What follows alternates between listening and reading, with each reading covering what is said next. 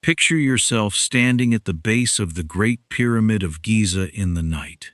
Not the tourist experience, not the sound and light show, not the crowds, not the modern city of Cairo glowing on the horizon. Just the pyramid itself in the dark with the stars overhead and the desert around you, and the stone in front of you.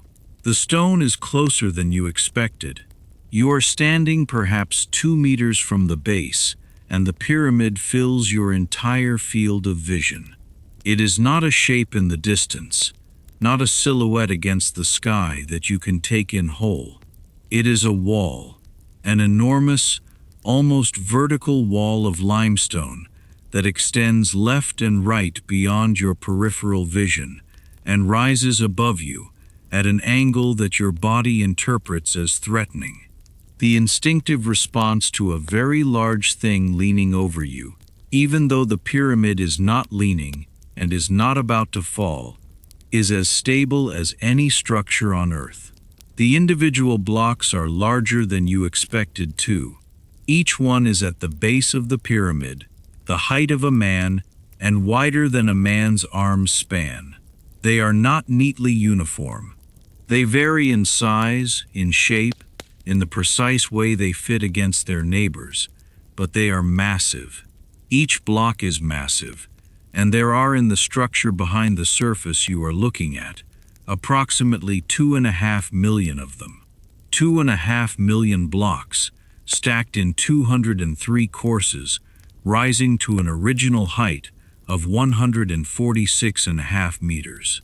Now with the casing stones stripped away over centuries, and the capstone long gone, standing at approximately 138 meters, covering a base of nearly 53,000 square meters, oriented to the cardinal directions, with an accuracy that even today with GPS and laser measuring equipment leaves engineers impressed. You stand at the base of this thing in the dark, and you try to hold it in your mind, and you cannot. The scale defeats imagination, not because imagination is insufficient. Human imagination is extraordinarily capable of conceiving things vastly larger than any monument. But because the pyramid is here physically, and the scale of its physical presence is not something the mind can process the way it processes an abstract number, 2.5 million blocks is a fact you can hold. Standing at the base in the dark is an experience you cannot. The stone under your hand, if you reach out and touch it, if the guards allow it, if you can reach past the low fence at the base, is warm. The Egyptian sun has been heating the limestone since dawn, and the stone holds that heat long into the night. It is warm in the way that very large thermal masses are warm. Not the warmth of a living thing, but the warmth of something that absorbs heat slowly and releases it slowly, that maintains a temperature far more stable than anything biological. The pyramid is warm in the dark, and it has been here for how long? That is the question we are going to sit with tonight. Welcome to Timeless Whispers. And tonight we are going to stand at the base of the most famous structure in the world and ask a question that seems simple and turns out not to be. How old is it? The conventional answer, which you will find in every textbook and every museum label and every documentary narrated in a confident baritone, is approximately 4,500 years. The Great Pyramid, the conventional answer says, was built during the reign of Pharaoh Khufu, also known as Cheops, of the 4th dynasty of the Old Kingdom of Ancient Egypt, which Egyptologists date to approximately 2560 BCE, give or take a few decades. This is a well-supported date arrived at through careful scholarship, cross-referenced against astronomical records and king lists, and the accounts of later ancient historians. It is not a guess. It is the product of more than 2 centuries of serious Egyptological research by scholars who devoted their careers to understanding the chronology of ancient Egypt. But it is also in a way that becomes clear when you start to look carefully at the specific evidence for the pyramid's age, rather than the general framework of Egyptian chronology, less certain than it sounds. And tonight, we are going to look carefully before we go any further into the stone and the stars and the long argument about what the pyramid really is. I want to say hello to whoever is listening right now.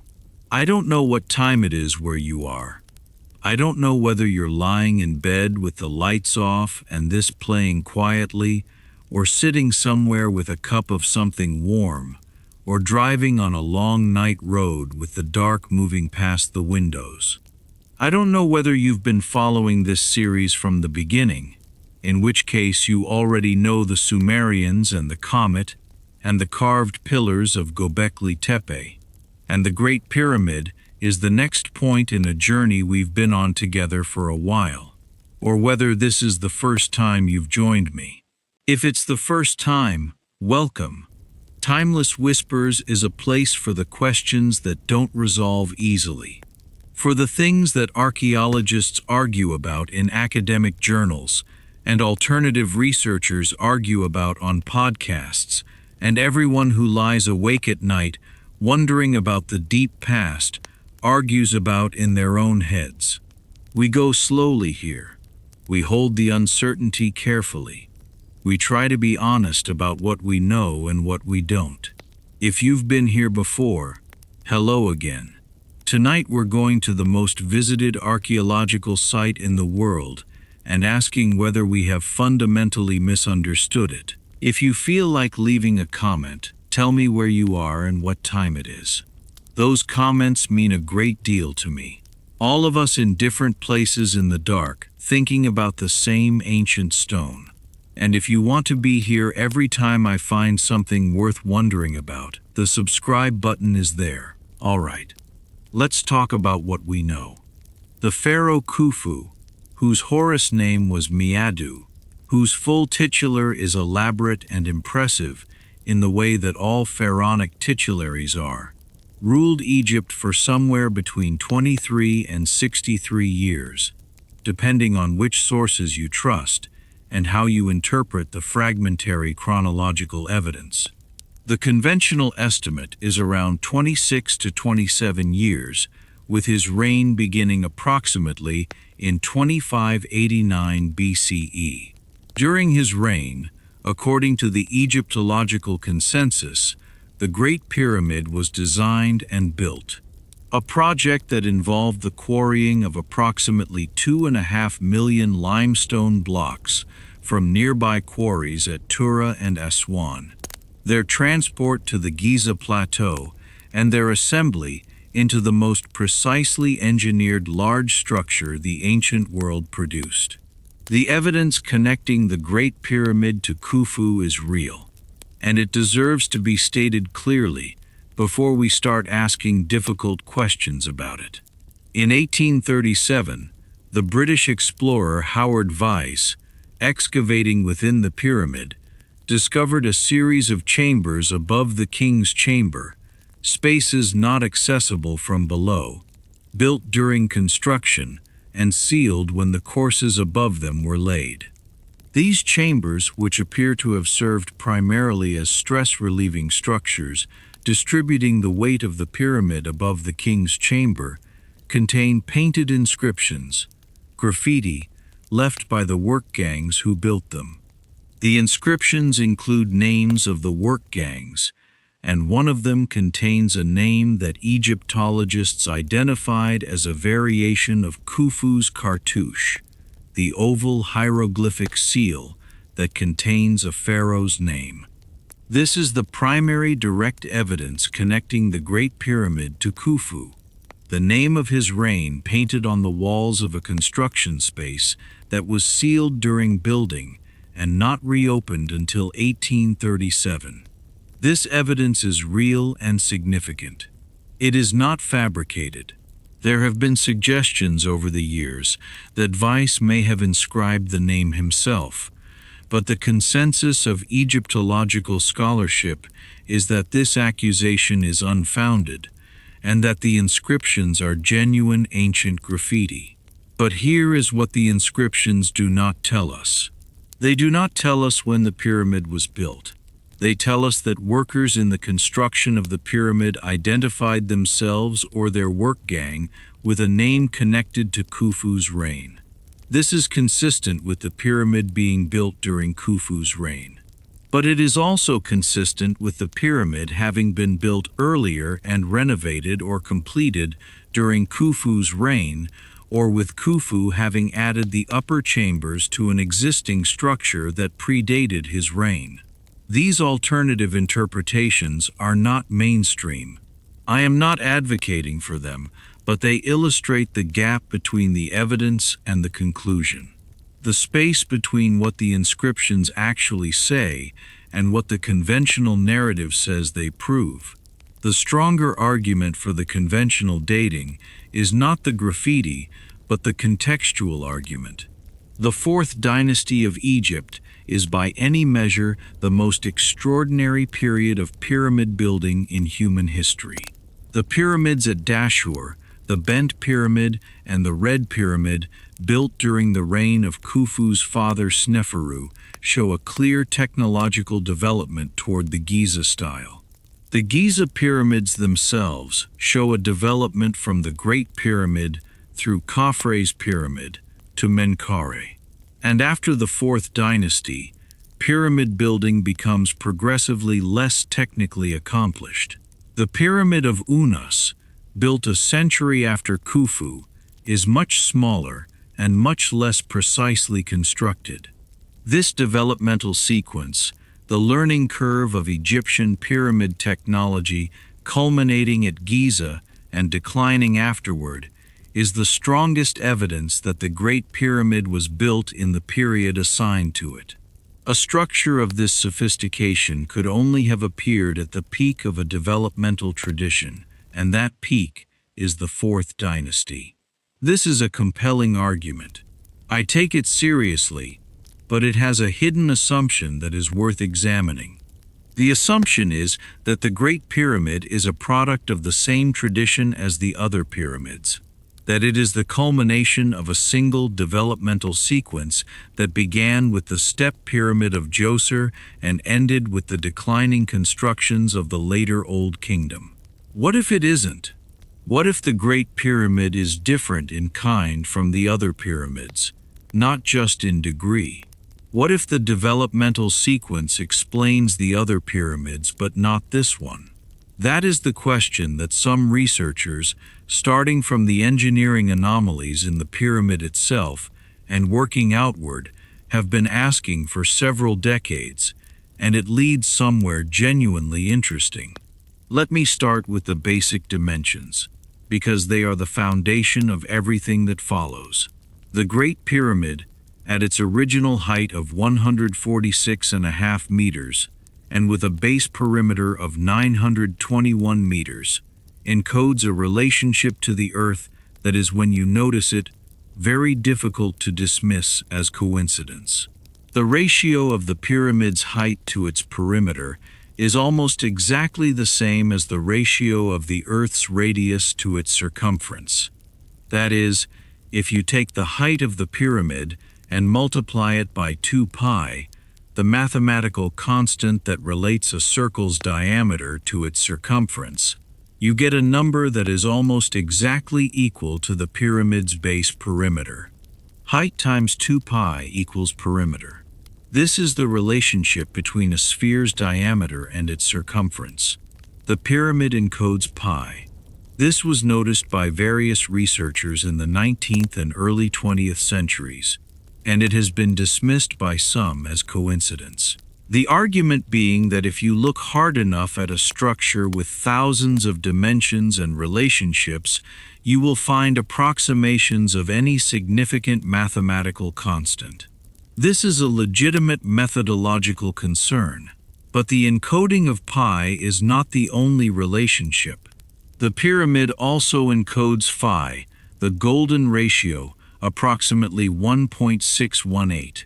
the ratio that appears repeatedly in the geometry of natural growth and that has been used consciously in art and architecture since at least the ancient Greeks. The ratio of the pyramid's slant height to half its base is approximately phi. Again, the precision is not perfect, but it is close enough that the question of whether it is intentional cannot be simply dismissed. And then there are the measurements in relation to the Earth itself. The Great Pyramid is located at approximately 29.979 degrees north latitude.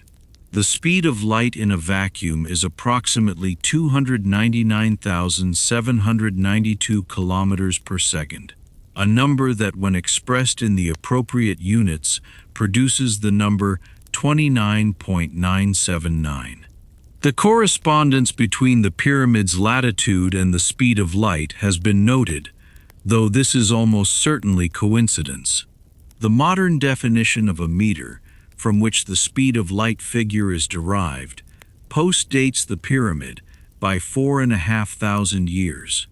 More interesting and less easily dismissed as coincidence is the relationship between the pyramid and the Earth's polar radius.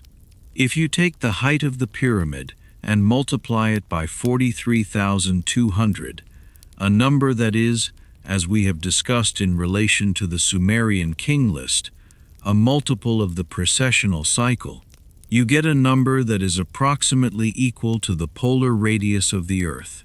43,200 is not a random number. It is 6 times 60 times 120. It is related to the base 60 mathematics we have already encountered in the Sumerian tradition. And the fact that multiplying it by the pyramid's height gives the Earth's polar radius with reasonable accuracy is the kind of correspondence that makes researchers stop and ask questions. The Egyptologist's response to these correspondences is typically one of two things. Either they are coincidence, the product of the human tendency to find patterns in numerical relationships, or they reflect the Egyptians' practical knowledge of the Earth's dimensions, acquired through their astronomical observations and their surveying tradition, without implying any deeper mystery. The alternative researcher's response is different.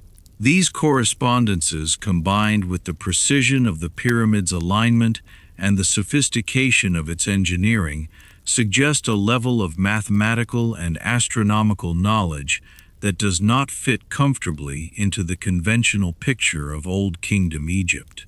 And that tension between what the pyramid contains and what the conventional account of its builders says they should have known is where the most interesting questions live. Let me stay with the precision of the pyramid's alignment, because it is extraordinary by any standard.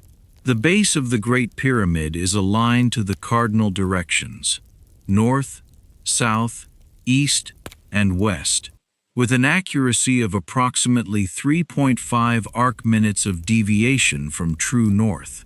To put this in context, 1 degree contains 60 arc-minutes. 3.5 arc-minutes is 1/17th of a degree. The error is in practical terms almost nothing.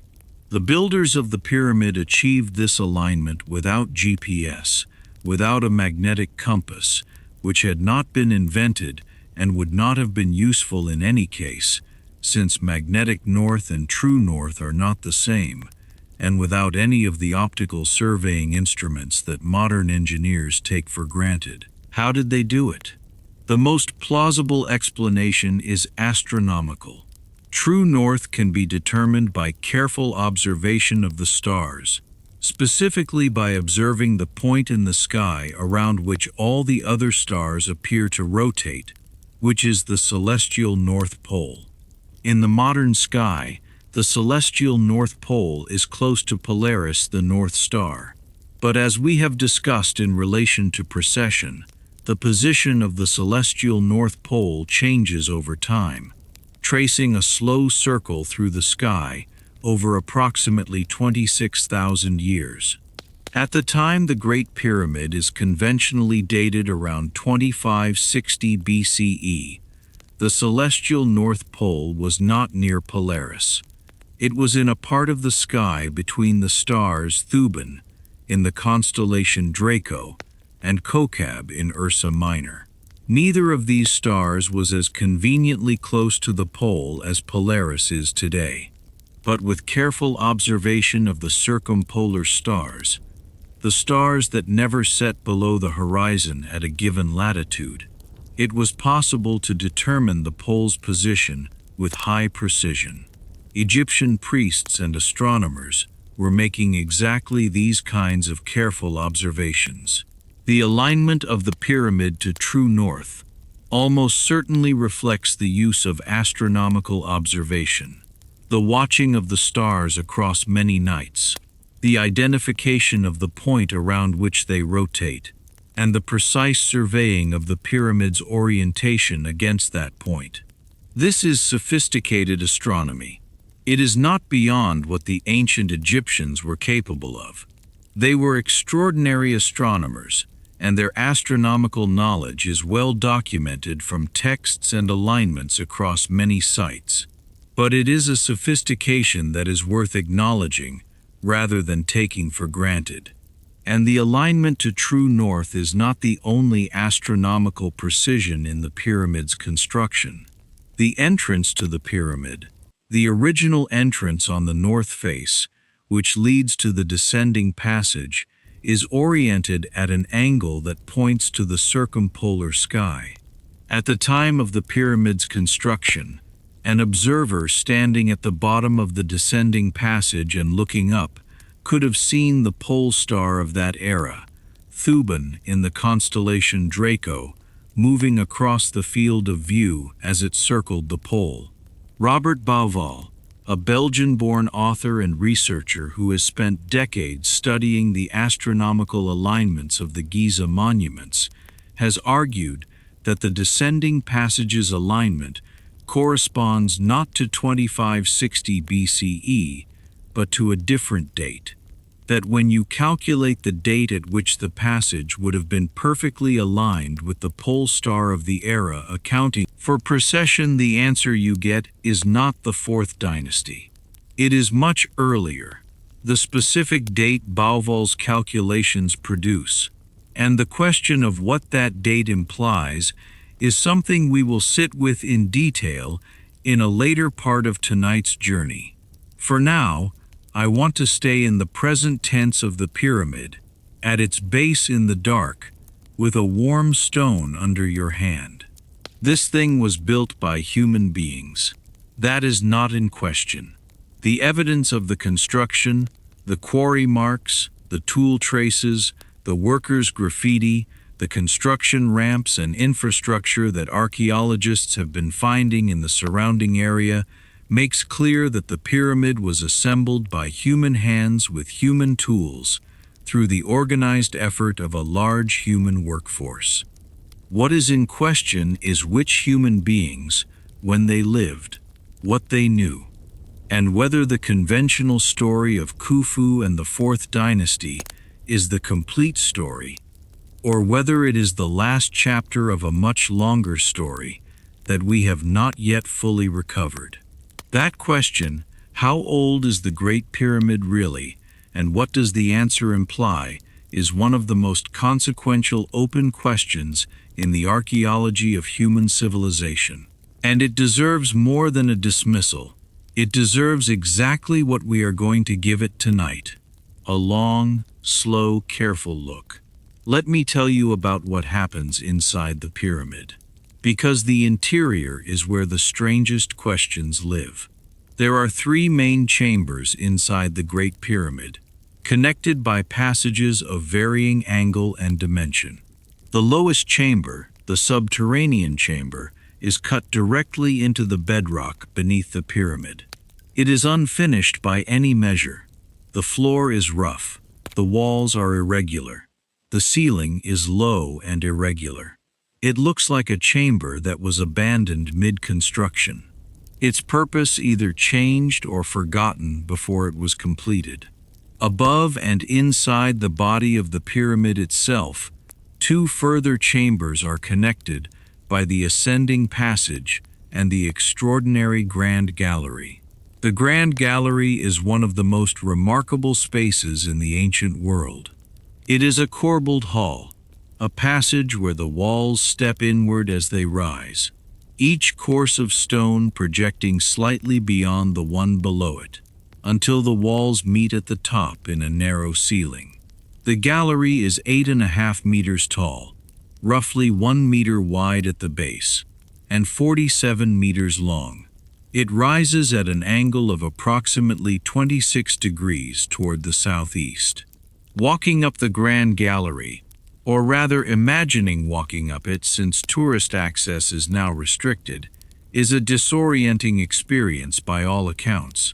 The steep angle, the height of the corbelled ceiling, the length of the passage, the strange recessed channels in the walls whose purpose is still debated. It is a space that feels designed to produce a specific effect, not merely to connect two chambers, but to do something to the person traversing it, to create an experience. What experience? That depends on what the pyramid was for. And what the pyramid was for is one of the central mysteries. At the top of the Grand Gallery is the King's Chamber. It is a rectangular room of red granite, not limestone as most of the pyramid structure is, but the hard, precisely finished pink Aswan granite that had to be quarried from a site 800 kilometers to the south and transported to Giza by water and land. The walls, floor, and ceiling of the King's Chamber are lined with this granite, fitted together with a precision that modern stonemasons find astonishing. The King's Chamber is empty. It contains one object, a large, lidless, uninscribed granite box, the so-called sarcophagus, that sits at the western end of the room. The box is too large to have been brought in through the entrance passage. It must have been placed in the chamber during construction and the pyramid built around it. There is no mummy in the box. There has never been a mummy in the box as far as we can tell. There are no wall inscriptions, no paintings, none of the elaborate decorative program that characterizes the burial chambers of later Egyptian royalty. The walls of the King's Chamber are bare granite, and this is where the conventional story starts to develop complications. The conventional account of the Great Pyramid is that it was built as a tomb for Khufu, the most elaborate tomb ever constructed, designed to ensure the pharaoh's safe passage to the afterlife and the preservation of his body through eternity. This is the function ascribed to the other Old Kingdom pyramids, and it is a reasonable inference from the general pattern of Egyptian funerary architecture. But if the Great Pyramid is a tomb, it is by some distance the worst designed tomb in the history of ancient Egypt. The pyramid contains no wall inscriptions, no paintings, no religious texts. None of the pyramid texts that appear in almost every other Old Kingdom royal burial. The so-called sarcophagus has no lid. There is no mechanism by which it could ever have been sealed. The chambers show no sign of ever having contained a body. No funerary goods, no canopic jars, no offering tables. The later pyramids built within a generation or two of Khufu's by his successors have all of these things. They have pyramid texts. They have decorated chambers. They have sarcophagi designed to be sealed. The Pyramid of Unas, built about 100 years after Khufu, has some of the most elaborate wall inscriptions of the Old Kingdom. Why would the builder of the largest and most sophisticated pyramid of all have omitted everything that defined the function of an Egyptian royal tomb? The mainstream Egyptological response is that the tradition of inscribing pyramid chambers with religious texts developed after Khufu's time, that the pyramid texts are a later innovation, and the absence of inscriptions in Khufu's pyramid reflects the practices of his era rather than an anomaly. This is a plausible response, and it may well be correct. But it leaves open the question of what the pyramid actually was. If not a conventional tomb, what was the king's chamber for? What was the grand gallery for? What was the function of the elaborate system of shafts that penetrate the pyramid's body and point toward specific stars? The answers proposed by alternative researchers vary wildly, from energy machines to initiation chambers to astronomical instruments to repositories for knowledge. None of these alternatives has achieved scholarly acceptance, and some of them are frankly implausible. But the question they are responding to is legitimate. The Great Pyramid is not well explained as a conventional tomb. And if it is not a conventional tomb, what it actually is remains genuinely open. Let me spend some time with the workforce that built it, because the question of who built the pyramid is one of the areas where the conventional story has been most significantly revised in recent decades. For a long time, driven partly by the Greek historian Herodotus's account, partly by the scale of the monument, and an understandable tendency to reach for the most dramatic explanation available, the Great Pyramid was associated in popular imagination with slave labor. 100,000 slaves, Herodotus claimed, working in shifts over 20 years. This image has been largely abandoned by modern Egyptology. The discovery in the 1990s of a workers' village adjacent to the Giza plateau containing the remains of the people who built the pyramids, along with their tools, their food waste, their medical care facilities, and their administrative records, has given us a much more nuanced and in some ways more impressive picture. The workers who built the Great Pyramid were not slaves. They were paid, fed, housed, and provided with medical attention.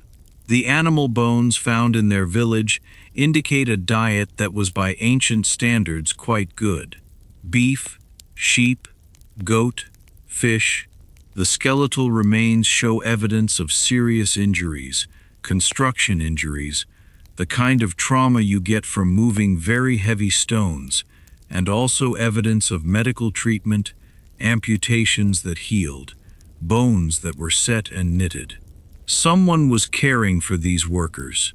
Someone was providing them with food, of a quality that workers of their status in most ancient societies did not receive. The construction of the Great Pyramid was not a slave project. It was a managed, organized, state-supported labor operation of extraordinary scale. How many workers?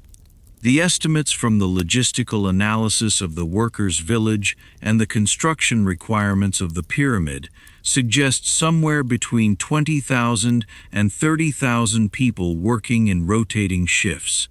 Not the 100,000 of Herodotus, but still an enormous number. A workforce comparable to the largest modern construction projects. And the organization required to feed, house, and manage 30,000 workers to supply the construction site with the correct stones in the correct quantities at the correct times to maintain the quality and precision of the work across millions of individual operations. This organization implies an administrative and logistical capacity that we should not underestimate. The state that built the Great Pyramid was not a primitive state. It was a sophisticated, complex, highly organized political and administrative structure capable of mobilizing enormous resources and maintaining them over the years required for construction. Whether that state was the Egypt of Khufu and the Fourth Dynasty as the conventional account says, or whether it was something earlier, something we have not yet found direct evidence of. That is the question, and it is one we will continue to sit with as the night goes on. Before we go deeper into the pyramid itself, I want to spend some time with its neighbor. The Great Sphinx of Giza sits approximately 400 meters east of the Great Pyramid. Carved from the living limestone of the plateau, facing due east towards the rising sun, it is enormous. 73 meters long, 20 meters tall, with a face that has been damaged by weather, and at some point in history, deliberately mutilated. The nose is gone. The beard that once adorned the chin now lies in fragments in the Cairo Museum and the British Museum. The Sphinx is old. Everyone agrees on that. The question, and it is a question that cuts directly to the heart of tonight's video, is how old? The conventional Egyptological dating places the Sphinx in the reign of Khufu's son and successor, Khafre, at approximately 2500 BCE. The basis for this dating is primarily stylistic and contextual. The Sphinx is associated with the Sphinx Temple and the Valley Temple, which are built in the same style as the funerary complex of Khafre. The face of the Sphinx, despite its damage, is thought by some Egyptologists to resemble the known portrait statues of Khafre, and the Sphinx is aligned with the causeway of Khafre's pyramid in a way that suggests it was part of his funerary complex. These are reasonable arguments. They are not conclusive. Stylistic dating is inherently imprecise. The facial resemblance is disputed, and alignment with a causeway does not prove contemporaneous construction. But they are reasonable. Then in 1990, a geologist named Robert Schoch climbed into the Sphinx enclosure and looked at the walls. Schoch is a professor of natural science at Boston University, a specialist in stratigraphy and the geological dating of ancient sites. He was brought to Giza by the researcher John Anthony West, who had been arguing since the 1970s, based on the work of the French mathematician and Egyptologist René Schwaller de Lubitsch, that the erosion pattern on the Sphinx and the Sphinx enclosure was inconsistent with wind and sand erosion, and more consistent with water erosion, rainwater, prolonged heavy rain. Schoch looked at the walls of the enclosure, the rock faces surrounding the Sphinx exposed when the limestone was quarried to create the body of the monument, and he agreed with West. The pattern of erosion he saw was not the horizontal wind-driven erosion characteristic of desert sites. It was vertical, deep undulating channels, and rounded weathering profiles of the kind produced by water running down a surface over a very long time. The Giza Plateau has received negligible rainfall for at least 4,000 years. The Sahara, once fertile, became the desert we know it as today through a gradual drying process that was largely complete by around 3,500 BCE. Before that, in the period known as the African Humid Period, or the Green Sahara, the region received significantly more rainfall. But the African Humid Period ended thousands of years before the conventional date of the Sphinx's construction. If the erosion on the Sphinx enclosure was produced by rainfall, Schoch argued, then the Sphinx was built, or at least the enclosure was cut, during a period when the climate of the Giza region was substantially wetter than it has been for the past 4,000 years. And that period, based on the paleoclimatological record, ended somewhere between 5,000 and 7,000 years ago at the latest, possibly much earlier. This argument, presented at the 1992 annual meeting of the Geological Society of America, produced immediate controversy. Egyptologists rejected it. Geologists, several of whom examined Schoch's analysis, were more divided. Some accepted the water erosion interpretation, others proposed alternative explanations. The debate has continued for more than 3 decades. and it has not been fully resolved. The Egyptological objections to Schoch's argument are worth taking seriously because they are not merely territorial resistance to an outsider's claim. The most substantive objection is that the erosion pattern on the Sphinx can be explained by mechanisms other than prolonged rainfall. One alternative is that the Sphinx enclosure collected wind-blown sand that retained moisture during periods of higher humidity, producing a wetter microenvironment than the surrounding desert. Another is that the deep weathering profiles reflect variations in the quality of the limestone itself, rather than differential erosion by water.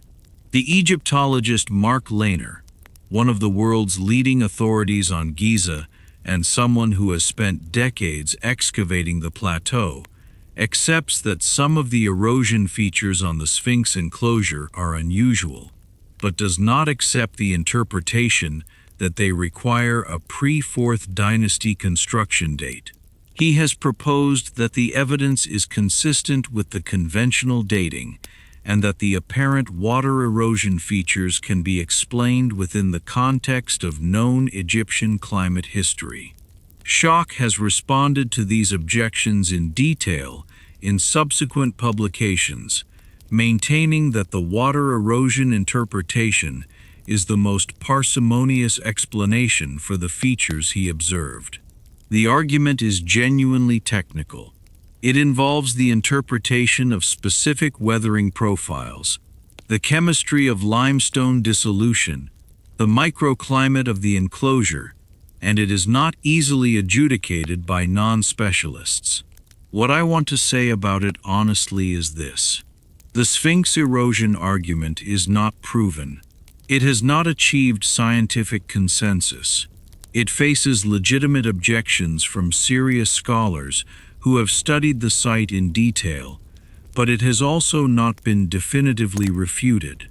The alternative explanations for the erosion features are plausible, but none of them has been demonstrated to be sufficient to account for all the features Schoch identified.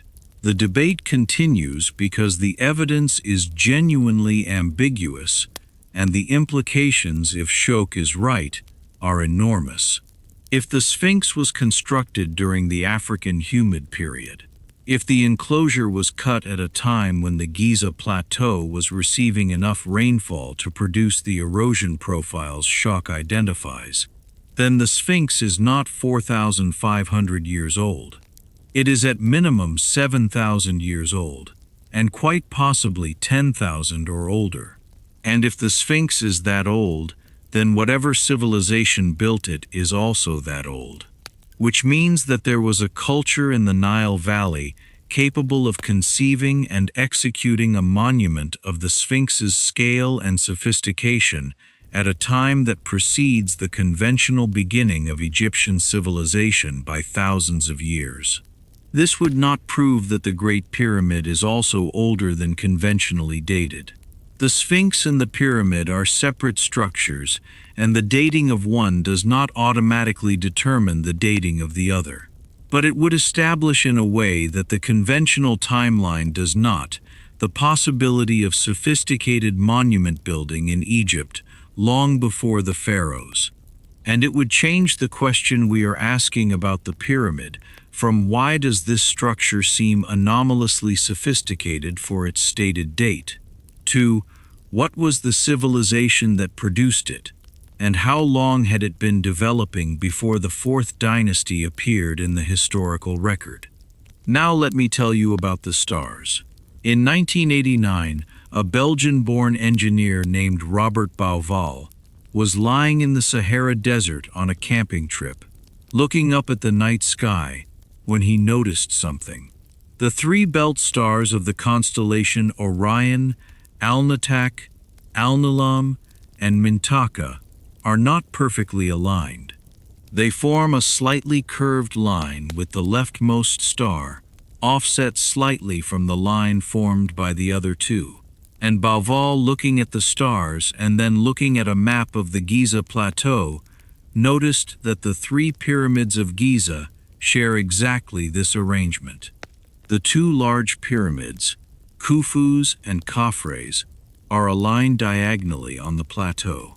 The third pyramid, Menkaure, significantly smaller than the other two, is offset to the left from the line formed by the larger two, precisely as Mintaka, the leftmost belt star, is offset from the line formed by Alnitak and Alnilam. This correspondence between the arrangement of the three Giza pyramids and the arrangement of Orion's belt stars is known as the Orion correlation theory, and Bauval has been developing and defending it since his 1994 book, The Orion Mystery, brought it to wide public attention. The Orion correlation is striking at first glance. Three monuments on the ground, arranged in the same pattern as three stars in the sky. The natural question is whether the arrangement is intentional, whether the builders of Giza deliberately positioned the three pyramids to mirror the belt of Orion. There are reasons to think it might be intentional that go beyond the visual correspondence. The ancient Egyptians had a deep and specific relationship with Orion. In Egyptian astronomy and religion, the constellation was associated with Osiris, the god of death, resurrection, and the afterlife. Orion's rising in the eastern sky was associated with the renewal of life. The pyramid texts, the religious inscriptions found in the later pyramids, contain explicit references to the pharaoh's soul ascending to the stars of Orion after death. If the Giza pyramids were built to mirror the belt of Orion, to create on the ground a map of the sky that was associated with the afterlife and the soul's journey, then the alignment is not just aesthetically pleasing, it is theologically purposeful. Bauval has also argued that the correspondence extends beyond the three belt stars. The Milky Way, he suggests, corresponds to the Nile, the river of the sky mirroring the river of the earth. The other pyramids of the Giza plateau and the wider Memphite necropolis correspond to other stars in the Orion constellation region. The entire layout of the monuments in this reading is a map of the sky projected onto the earth. The astronomical objection to the correspondence is interesting. When you run a precession-corrected sky simulation and look at where Orion's belt was at the time of the pyramid's conventional construction date, circa 2500 BCE, the belt stars do not match the pyramid arrangement as well as they do at a different date. The correspondence is significantly better at a date much earlier, specifically around 10,500 BCE. 10,500 BCE is 12,500 years ago, a date deep in the Ice Age, before agriculture, before pottery, before any of the settled cultures whose remains we can study. Bauval and Graham Hancock, developing this argument in their 1996 book, Keeper of Genesis, proposed that the Giza Plateau was laid out at 10,500 BCE, that the original plan of the monuments was conceived and perhaps partially implemented at this extremely early date, and that what we see on the plateau today is the realization thousands of years later of a much more ancient design. This is a bold claim. The mainstream Egyptological response has been that the correspondence at 10,500 BCE is not actually better than at other dates when the calculations are done carefully, that the geometry of the pyramid layout works reasonably well at multiple dates. Bauval and Hancock have maintained their position, arguing that the critics have not accounted for all the relevant astronomical features. The debate, like the Sphinx erosion debate, has been running for decades without resolution. What I want to draw your attention to is not the specific date claim, which remains contested, but the underlying logic. The ancient Egyptians understood the sky as a map. They understood the earth as a mirror of the sky. The concept of Zep Tepi, the first time the mythological era when the gods established the pattern for everything that followed, is about precisely this: a moment when the celestial and the terrestrial were perfectly aligned, when the sky was properly reflected in the earth. If the Giza monuments are an attempt to replicate a celestial configuration to create on the earth a permanent mirror of a specific sky, then the sky configuration they are mirroring is meaningful. It corresponds to a specific date, and that date, whether 10,500 BCE or some other date, tells us something about what the builders understood themselves to be doing. They were not just building a tomb, they were building a map, a permanent terrestrial representation of a specific moment in cosmic time. What moment? What time? What did the sky look like at the moment they considered most significant? That question is one of the threads we will keep pulling on as the night continues.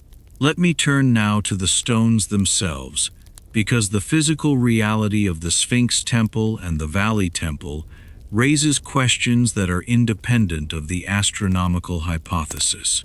These temples are built from limestone blocks of extraordinary size, not the 2.5-ton average blocks of the pyramid, but enormous monolithic stones weighing tens and in some cases hundreds of tons. The largest blocks in the Valley Temple are estimated to weigh up to 200 tons. They are cut from the limestone of the Sphinx enclosure itself, the same stone removed to expose the body of the Sphinx and transported from the enclosure to be incorporated into the temple walls.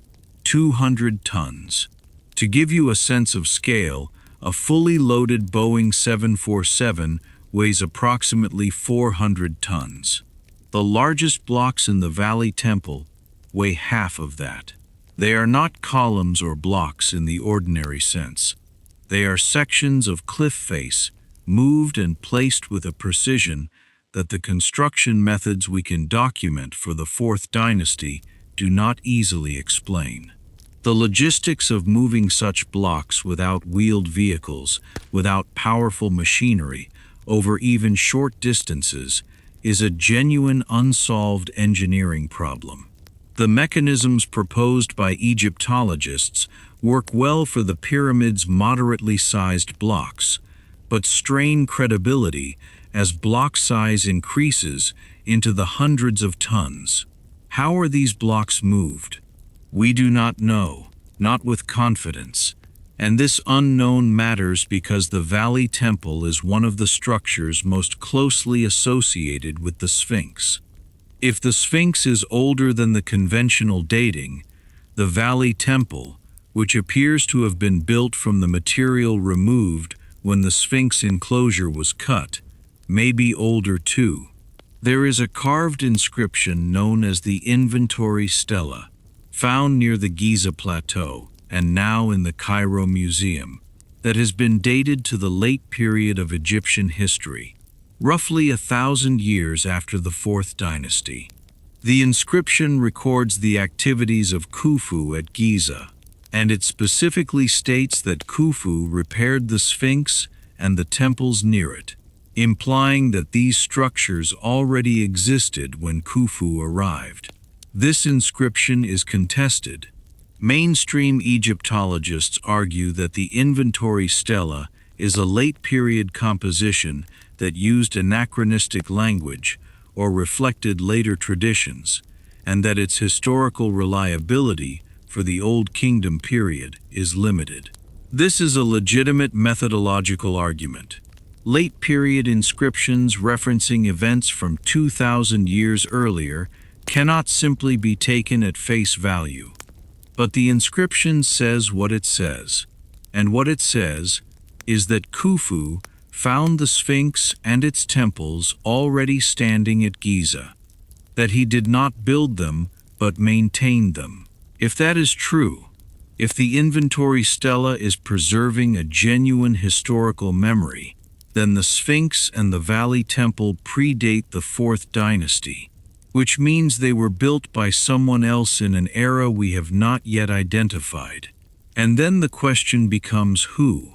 That question, who built the monuments of Giza, and when and what did they know, is the question that has animated this debate for decades, and that we will continue to inhabit tonight. The conventional answer is the 4th dynasty Egyptians, and it is supported by substantial evidence that we should not dismiss. But the anomalies are real. The erosion is real. The astronomical correspondences are real. The engineering challenges are real. The inventory stela is real. All of these things require explanation, and the explanations the conventional account offers are not always as satisfying as the confident textbook summaries suggest. Let's keep looking. There is a particular problem with the conventional account of the Great Pyramid that I have not yet fully articulated, and I want to spend some time with it before we move on. The problem is not any single piece of evidence. It is the accumulation of them, the precision of the alignment, the encoding of mathematical relationships, the empty king's chamber with its uninscribed granite walls, the enormous blocks of the Valley Temple with their unclear method of transport, the erosion on the Sphinx enclosure, the astronomical correspondences that are better at an earlier date than the conventional one, the inventory stela's implication that Khufu found the Sphinx already there. None of these individually is sufficient to overturn the conventional account. Each one has an explanation that is consistent with the 4th dynasty dating, but the accumulation of them, the sheer number of things that require special pleading or individual explanation within the conventional framework, produces a weight of anomaly that is worth taking seriously. This is how paradigms shift in science and archaeology. Not through a single decisive refutation, but through the accumulation of anomalies that the existing framework cannot elegantly accommodate. At some point, the explanatory burden of maintaining the conventional account exceeds the explanatory benefit, and a new account is developed that handles the evidence more naturally. Are we at that point with the Great Pyramid? I don't think so. The evidence for the conventional account is substantial, and the alternative accounts are not yet coherent enough or well evidenced enough to replace it. But we may be approaching it. The anomalies are real, the questions are legitimate, and the researchers asking them, even those who have sometimes made claims that go beyond the evidence, are responding to genuine puzzles that the conventional account does not fully resolve. Let me also spend some time with the question of what was happening in Egypt before the 4th dynasty, because this context is important for evaluating the alternative accounts. The conventional timeline of Egyptian civilization begins with the unification of Upper and Lower Egypt under the 1st dynasty pharaoh Narmer at approximately 3100 BCE. Before that is the pre-dynastic period, stretching back several thousand years, during which the cultures of the Nile Valley were developing toward the complex civilization that the 1st dynasty represents. The pre-dynastic cultures of Egypt, the Badarian, the Naqada, the Amratian, show a progressive development of complexity. Early small agricultural villages, growing into larger settlements, developing increasingly sophisticated pottery, jewelry, and burial practices, eventually producing the administrative and artistic traditions that underlie historical Egypt. This developmental sequence is well documented archaeologically. It is a genuine progression, with each phase building on the previous one, that leads naturally to the organized hierarchical state of the early dynastic period. But here is the thing that the alternative researchers have always pointed at. The historical period of Egypt, the period of pharaohs, pyramids, hieroglyphic writing, complex bureaucracy, appears in the archaeological record with a speed and completeness that the pre-dynastic development does not fully prepare you for. The first and second dynasties show extraordinary sophistication. By the third dynasty, with the step pyramid of Djoser, the architectural tradition that culminates at Giza is already well advanced. This rapid flowering has been explained by mainstream Egyptology as an acceleration driven by the political and economic opportunities created by the unification of Upper and Lower Egypt. The concentration of resources and organizational capacity that a unified state could bring to bear on the development of technology and art. That is a plausible explanation, but it requires Egypt to have gone from relatively modest pre-dynastic villages to one of the most sophisticated civilizations in the ancient world in a remarkably short time. The speed of the transition is not impossible, but it is fast. Some researchers, John Anthony West, Graham Hancock, Robert Bauval, have argued that the speed of the transition makes more sense if Egyptian civilization had deeper roots than the conventional account acknowledges. If there was an earlier phase of Egyptian development, perhaps connected to the cultures of the Sahara before it dried, or to communities along the Nile before the sea level stabilized and the delta took its current form, that provided the foundation for the historical period's remarkable achievement. This earlier phase, if it existed, has left few archaeological traces. The drying of the Sahara, the rise of the Nile Delta's sea level, and thousands of years of subsequent occupation have destroyed or buried whatever material remains it may have left, except perhaps for the Sphinx and perhaps for the Great Pyramid. The idea that the monuments of Giza represent the visible tip of an iceberg, the part of a much older civilizational tradition that survived into the historical period, is not provable from the current evidence. It may never be provable if the earlier material is too thoroughly destroyed or buried to recover. But it is consistent with the evidence we do have. It resolves the anomalies more elegantly than the conventional account does. And it is the kind of hypothesis that should be taken seriously rather than dismissed, precisely because it is the kind of hypothesis that the evidence is pointing toward. Whether it is correct, whether there is an older Egypt beneath the Egypt we know, is a question for the archaeology of the future, for the underwater excavations that are not yet technically feasible, for the remote sensing surveys that are beginning to reveal features beneath the sands of the Sahara and the silt of the Nile Delta, for the researchers who will bring tools we do not yet have to questions we are only beginning to articulate clearly. We are at the beginning of understanding Giza, not the end. And that beginning in the small hours of the night feels like exactly the right place to be. Let's talk about what it actually takes to build the Great Pyramid. Not in the abstract sense of marveling at ancient achievement, though marveling is appropriate, but in the specific practical engineering sense.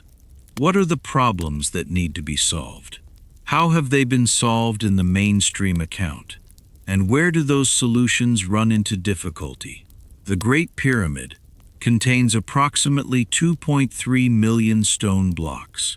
The average weight of these blocks is about 2.5 tons, roughly the weight of a small car. The largest blocks used in the internal chambers and their supporting structures weigh up to 80 tons, and the granite blocks of the King's Chamber brought from Aswan, 800 kilometers to the south, are precisely cut and fitted with tolerances of fractions of a millimeter. The construction of the pyramid took, according to the conventional estimate, approximately 20 years. 20 years to quarry, transport, and precisely place 2.3 million blocks. That works out to approximately 315 blocks placed every day. Every single day for 20 years, assuming no days off, no delays, no time for mistakes and corrections. In practice, of course, there would have been periods of more intensive activity and periods of less. The Nile flood season, when agriculture was impossible and the workforce was available for construction, was the peak construction period, and the quarrying and transport of stone could continue year-round. But the basic arithmetic of what the construction required remains daunting. How was it done? The mainstream explanation involves a combination of methods that are individually well attested in ancient Egyptian construction, and collectively it is argued sufficient to account for the pyramid's construction for the transportation of blocks from the quarries. Water transport was used where possible. The limestone from Tura was quarried across the Nile and transported by barge to the Giza plateau. The granite from Aswan was transported down the Nile by boat, a distance of 800 kilometers that the Nile's current would have made manageable. The final transport from the water's edge to the construction site used wooden sledges lubricated with water, a technique well documented in Egyptian paintings and confirmed by the discovery of a painted scene at the quarry of Hatnub showing workers using ropes and a sledge to move a massive alabaster block for the raising of the blocks to the appropriate level in the pyramid. The mainstream explanation involves ramps, specifically some kind of inclined ramp of compacted rubble and mud that would allow workers to drag the blocks on sledges from the ground to the required height. The specific design of the construction ramp, how it was built, how it changed as the pyramid grew, is the most debated engineering question in Egyptology. Several designs have been proposed. A single straight ramp extending from the base of the pyramid to the current working level would, at the height required to reach the upper courses of the pyramid, have to be so long and so massive that it would itself be one of the largest construction projects in the ancient world. Some calculations suggest that a straight ramp long enough to serve the pyramid at its full height would require almost as much material as the pyramid itself. A spiral ramp winding around the outside of the pyramid as it grew avoids the volume problem, but creates serious practical difficulties. The ramp would obscure the pyramid's corners, the precise alignment points needed to maintain the pyramid's geometry, making it impossible to check the accuracy of construction as it progressed. An interior ramp concealed within the body of the pyramid itself has been proposed by the French architect Jean-Pierre Houdin, who has developed a detailed model showing how a spiral ramp inside the pyramid could have been used for the upper courses after an external ramp had been used for the lower courses. Houdin's model is ingenious and has attracted serious attention, and there is some evidence from muon tomography, a technique that uses cosmic ray particles to image the interior of large structures that is consistent with the presence of a helical void inside the pyramid. But the evidence is not conclusive. The honest answer to how the pyramid was built is we know the general approach: ramps, sledges, water lubrication, massive organized workforce. But the specific details of how the ramp system worked, how the precision was maintained, and how certain specific engineering challenges were overcome have not been fully resolved. One specific challenge that deserves particular attention is the precision of the granite work. The granite blocks of the king's chamber and its antechamber are cut and fitted with a precision that is, by the standards of ancient construction, extraordinary. The joints between adjacent blocks are so tight that in many cases you cannot insert a piece of paper between them. The surfaces of the blocks are smooth and flat, to tolerances that in modern terms are comparable to high-quality machine surfaces. Achieving this precision with copper tools, the hardest metal available to 4th dynasty Egyptians who did not have iron or bronze in significant quantities, is technically challenging. Copper is significantly softer than granite. Copper chisels striking granite would blunt quickly and would leave a rougher surface than the finished blocks display. The tools used for the finest granite work at Giza are a subject of ongoing debate. Copper saws with abrasive sand have been proposed and demonstrated to be capable of cutting granite slowly and with great difficulty, but capable of it. Harder stone tools, dolerite, which is harder than granite, could have been used for roughing out the blocks, and the final polishing could have been achieved with increasingly fine abrasives over long periods of time. None of these methods is impossible, but collectively achieving the precision of the King's Chamber granite work using only the tools conventionally attributed to the 4th dynasty would have required an enormous investment of time and skill. More, some engineers have argued, than the 20-year construction timeline easily accommodates. The alternative researchers have proposed that the precision of the granite work implies the use of advanced tools, rotary saws or drills, with harder cutting edges than copper that the conventional account does not acknowledge.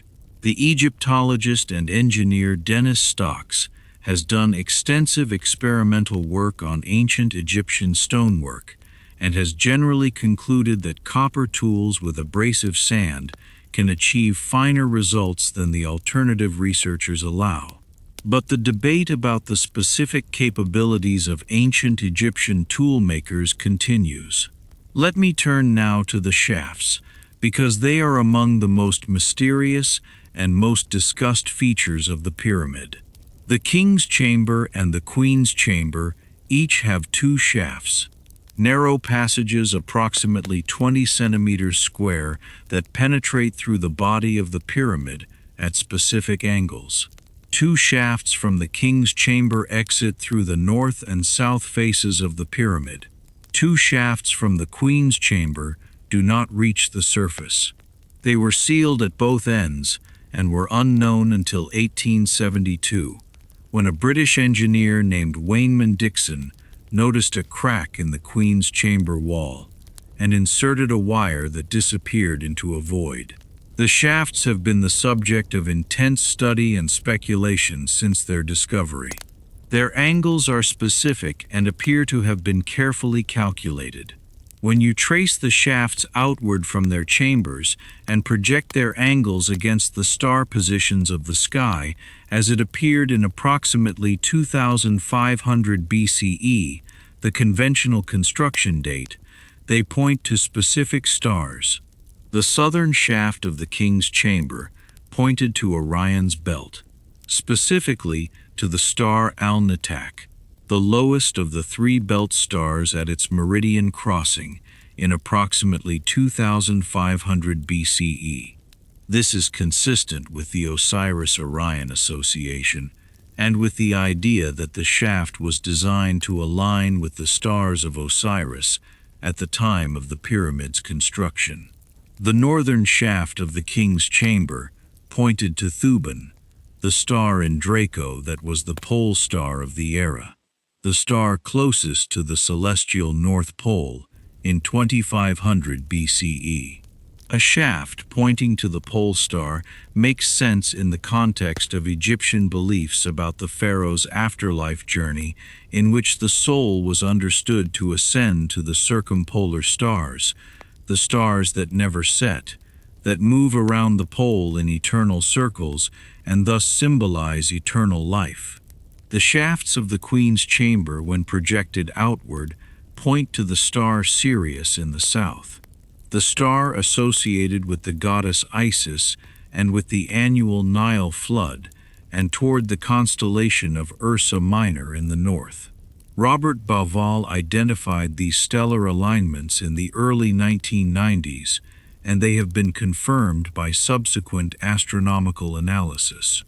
The alignments are real. The question is what they mean. Whether the shafts were functional telescopes for stargazing, ritual passageways for the pharaoh's soul, simple alignment markers, or something else entirely. And then there is the matter of what is at the end of the Queen's chamber shafts. In 1993, a German engineer named Rudolf Gantenbrink sent a small robot called Upuaut-2 up the southern shaft of the Queen's chamber. The shaft had never been fully explored. It was too small for a person to enter, too long and too angled for ordinary investigation. The robot, equipped with a camera and lights, crawled up the shaft for 63 meters, and then stopped. It stopped because there was a door, a small stone slab fitted with 2 copper handles blocking the shaft at a point 63 meters from the chamber. The slab was not a feature of the shaft's construction. It was not part of the original passage. It had been placed there deliberately, blocking access to whatever lay beyond. Gantenbrink's discovery caused an immediate sensation. A sealed door inside the Great Pyramid, in a shaft that pointed to the star Sirius. What was behind it? The answer, when a camera was eventually threaded through a small hole drilled in the slab by a team from the National Geographic Society in 2002, nearly a decade after Gantenbrink's discovery, was anticlimactic. A small chamber approximately 20 centimeters deep, another stone slab at the far end, and on the floor some fragments of material that analysis later suggested were probably wood and a few copper items. The chamber was empty, or nearly so. The door had protected nothing of obvious significance. Or had it? The debate about what the Queen's chamber shaft door represents has continued since 2002. Some researchers argue that the small chamber is simply a dead end, a construction feature with no deeper significance. Others argue that the second slab beyond the small chamber is another door, and that a more thorough investigation of what lies beyond it has still not been conducted. The Great Pyramid contains secrets that have not yet been fully revealed. That is not a dramatic claim or an alternative theory. It is simply a fact about the state of the exploration. In 2017, a major international project called Scan Pyramids used non-invasive scanning technologies, infrared thermography, cosmic ray muon detection, and ground-penetrating radar to study the internal structure of the Great Pyramid without drilling or excavating. The results included the announcement of a significant void, a cavity larger than the Grand Gallery, located above the Grand Gallery in the upper portions of the pyramid. The discovery of a large, previously unknown void inside the Great Pyramid is extraordinary. It does not prove anything about the pyramid's date or its builders, but it confirms that we do not yet know everything that is inside the monument, that 12,000 years after its construction, or 4,500 years, if you accept the conventional date, the pyramid still contains undiscovered spaces. What is in that void? We do not know. The Scan Pyramids team has been careful not to speculate beyond their data.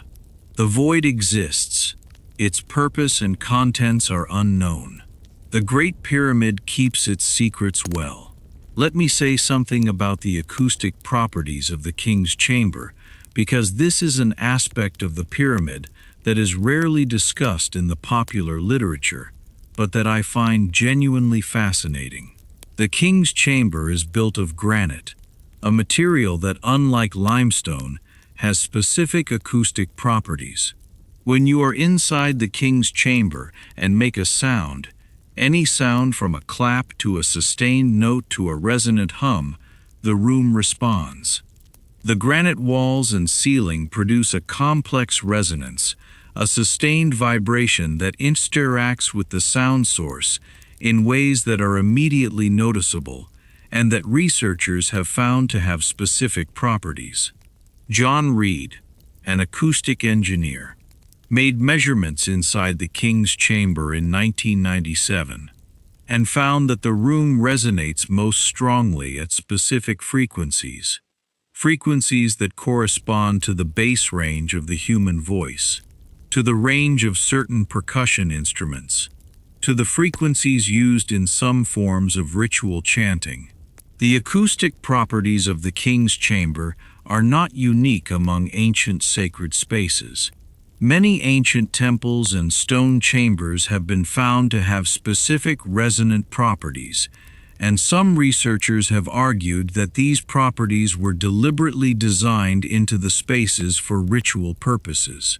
But the King's Chamber's acoustics are particularly striking, partly because of the precision of the granite construction, and partly because the room's specific dimensions produce a resonance that is unusually rich and sustained.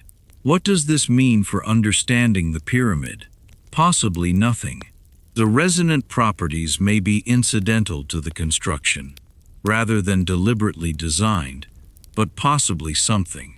If the King's Chamber was designed to produce specific acoustic effects, to create a sonic environment that enhanced or facilitated specific ritual practices, then the pyramid's function was not simply architectural. It was experiential in a very specific sense. The room was built to do something to the people inside it, to produce an experience, visual, acoustic, perhaps spatial, that was part of the pyramid's purpose. What was that purpose? We have established that the conventional explanation, a tomb, does not fully account for the evidence. The King's Chamber is not well designed as a tomb. It has no inscriptions, no mummy, no funerary goods. The sarcophagus cannot be sealed. The room's acoustic properties are irrelevant to the storage and protection of a body, but the acoustic properties are not irrelevant to the living. To someone standing in the room, chanting or drumming or simply humming at the right frequency, the room's resonance would have been immediately and powerfully apparent. The experience of being inside a space that responds to you, that amplifies and sustains your voice in specific ways, is unlike ordinary architectural experience. It is the experience of being inside an instrument. The Great Pyramid in this reading was not a tomb. It was a machine, or perhaps more accurately, an instrument, designed to produce specific experiences in the people who used it. What experiences and what those experiences were for, we cannot say with certainty. But the precision of the construction, the specific geometry of the chambers, the acoustic properties of the King's Chamber, all of these are consistent with a building designed not just to stand, but to do something. What that something was is one of the most open and most interesting questions about the most studied monument in the world, and it is one we will keep inhabiting as the night continues. I want to spend more time with the engineering questions because they are at the heart of the alternative history argument, and they deserve careful treatment. The specific problem that most alternative researchers focus on is not the average block, the 2.5-ton limestone blocks that make up the bulk of the pyramid's mass. These blocks are large and numerous, but their transport and placement is at least broadly explicable within the conventional framework of ramps, sledges, and organized labor. The problem is the exceptional blocks, the ones that challenge the conventional explanation most directly. The King's Chamber ceiling is formed from 9 enormous granite beams, each weighing approximately 40 to 70 tons. These beams span the full width of the chamber, approximately 5.5 meters, and support the weight of the pyramid above them. Above these beams are 4 more sets of granite beams in the stress-relieving chambers above the king's chamber, and a final peaked gabled ceiling of limestone blocks. The total weight that the granite beams must support is estimated at hundreds of thousands of tons. The precision with which these beams are fitted is extraordinary. They are not rough-hewn structural members. They are carefully finished granite, fitted tightly against the limestone walls and against each other, with surfaces that are smooth enough to suggest careful preparation. How were these 40 to 70-ton granite beams raised into position inside the pyramid, at a height of approximately 60 meters above the pyramid's base? The construction of the stress-relieving chambers required placing these beams after the king's chamber walls were already built. They could not be slid in from the side. They had to be raised from below through the interior of the pyramid, in a space that was increasingly constrained as the pyramid grew around it. The conventional explanation is that the stress-relieving chambers were built as part of the normal construction sequence, that the beams were placed at each stage as the pyramid rose, with each set of beams being placed before the courses above them were laid. This is plausible in principle, but in practice, raising 40-ton granite beams through the interior of a partially constructed pyramid in a space that was increasingly enclosed with the ramp system still in operation outside. This is an engineering challenge of extraordinary complexity. No one has built a detailed, physically verified reconstruction of how this specific operation was accomplished. The general framework of ramps and sledges is asserted, but the specific sequence of operations has not been demonstrated. This is not to be clear evidence that the conventional account is wrong. Absence of a detailed reconstruction does not mean the construction was impossible. Engineers are confident that the methods were available in principle, but the gap between in principle and in practice is where the most interesting questions live. Now let me talk about the casing stones, because they tell a story that is rarely told in the popular accounts of the pyramid.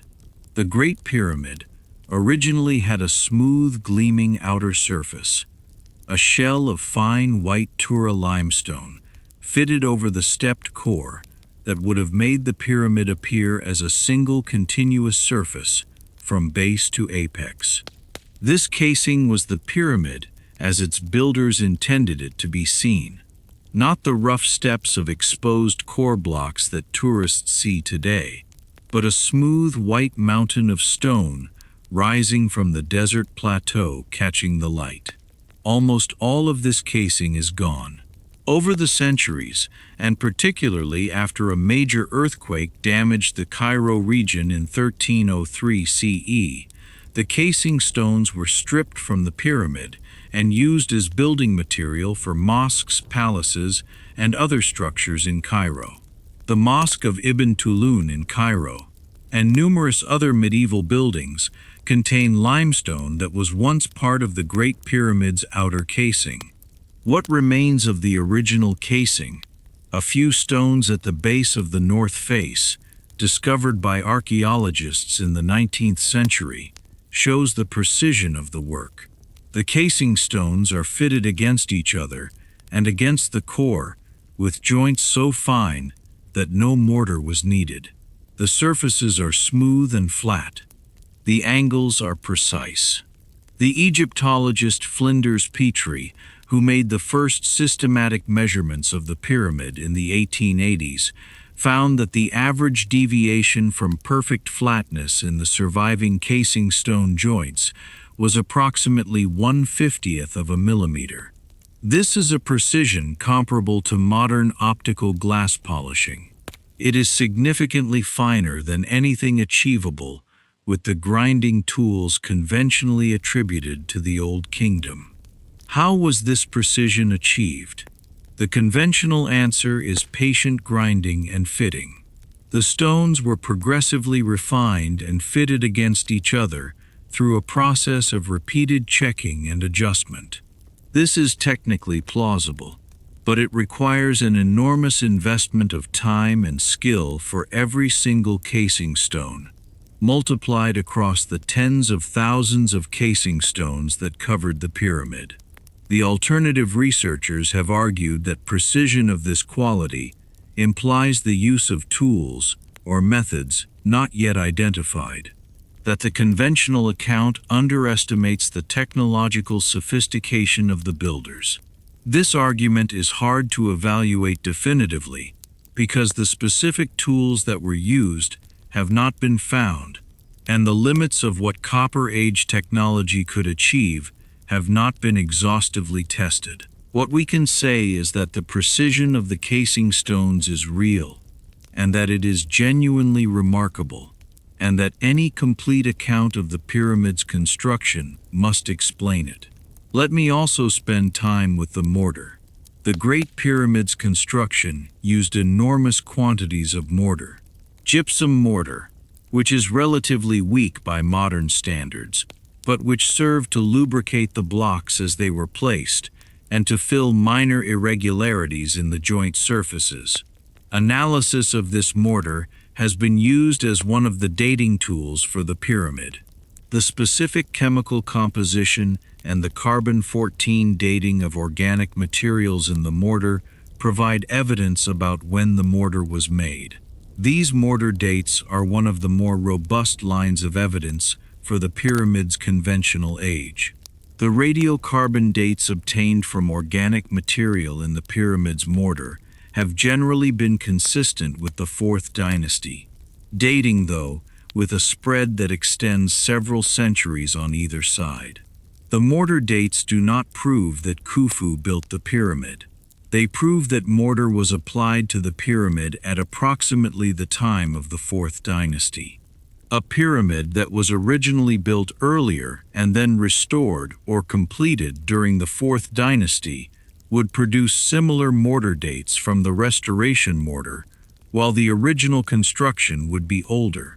This distinction between original construction dates and restoration mortar dates is subtle but important. It is precisely the kind of distinction that the alternative researchers have emphasized, and it is a legitimate methodological point. The mortar dates do not eliminate the possibility of an earlier construction date. They simply limit what can be inferred from them. The honest position on the dating evidence for the Great Pyramid is this.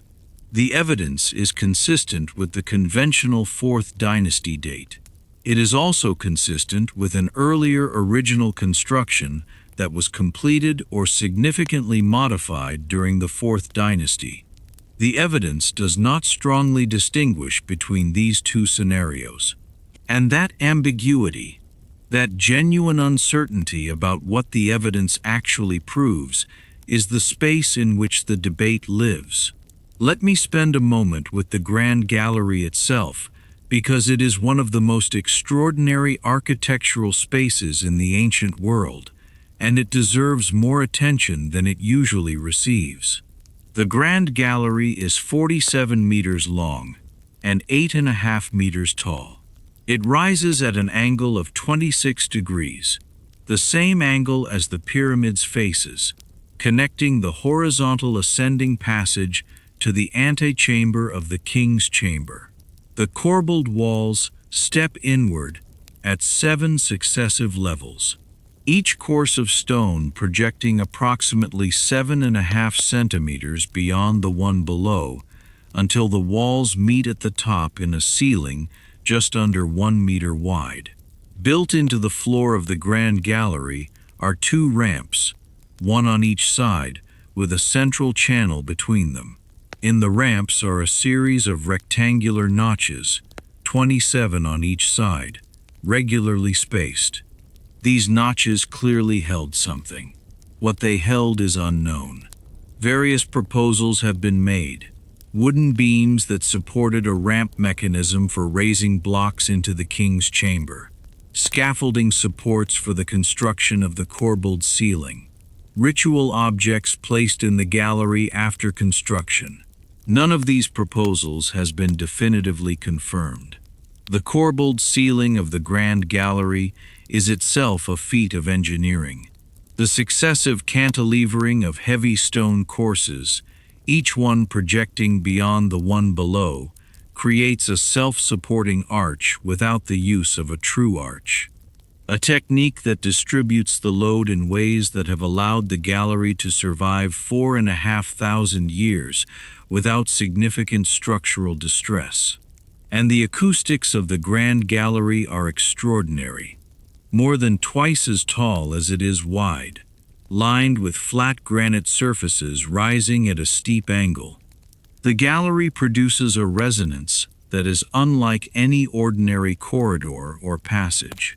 Sound introduced at the lower end of the gallery travels upward and is amplified and sustained by the corbelled surfaces in ways that researchers who have studied the pyramid's acoustics describe as remarkable. If the Grand Gallery was used for ritual purposes, if it was a space designed to be experienced rather than simply traversed, then its acoustic properties would have been immediately apparent to anyone who entered it. The experience of moving up a steeply inclined passage, enclosed by progressively narrowing walls, in a space that amplifies every sound that responds to your footsteps and your voice in ways that feel almost alive. This is an experience designed to affect the person undergoing it. What was the Grand Gallery for? The conventional answer is that it was an access passage to the king's chamber. But architectural passages do not need to be 8.5 meters tall. They do not need to be lined with corbelled granite. They do not need to be acoustically extraordinary. The Grand Gallery is over-engineered for a simple corridor. The excess, the height, the corbelling, the acoustics suggest that the space was designed to be something more than a means of getting from one room to another. What more? That question, like so many of the Great Pyramid's questions, remains genuinely open. But sitting with the openness of it in the quiet of the night is itself worthwhile. We are inside the most studied building in the world, and we are still finding questions that have not been answered. Still finding spaces whose purpose is not fully understood. Still finding evidence that suggests the builders of this monument were doing something more complex, more deliberate, more intentional than building a very large tomb for a pharaoh. Whatever they were building, they built it extraordinarily well, and it has lasted. Let me tell you what the ancient Egyptians themselves said about the age of their civilization. Not what the Greeks said about Egypt. The Greeks were impressed, occasionally confused, and prone to filling gaps in their knowledge with elaboration. Not what the Roman tourists who carved their names into the monuments said. Not what the Arab scholars who studied Egypt in the medieval period said.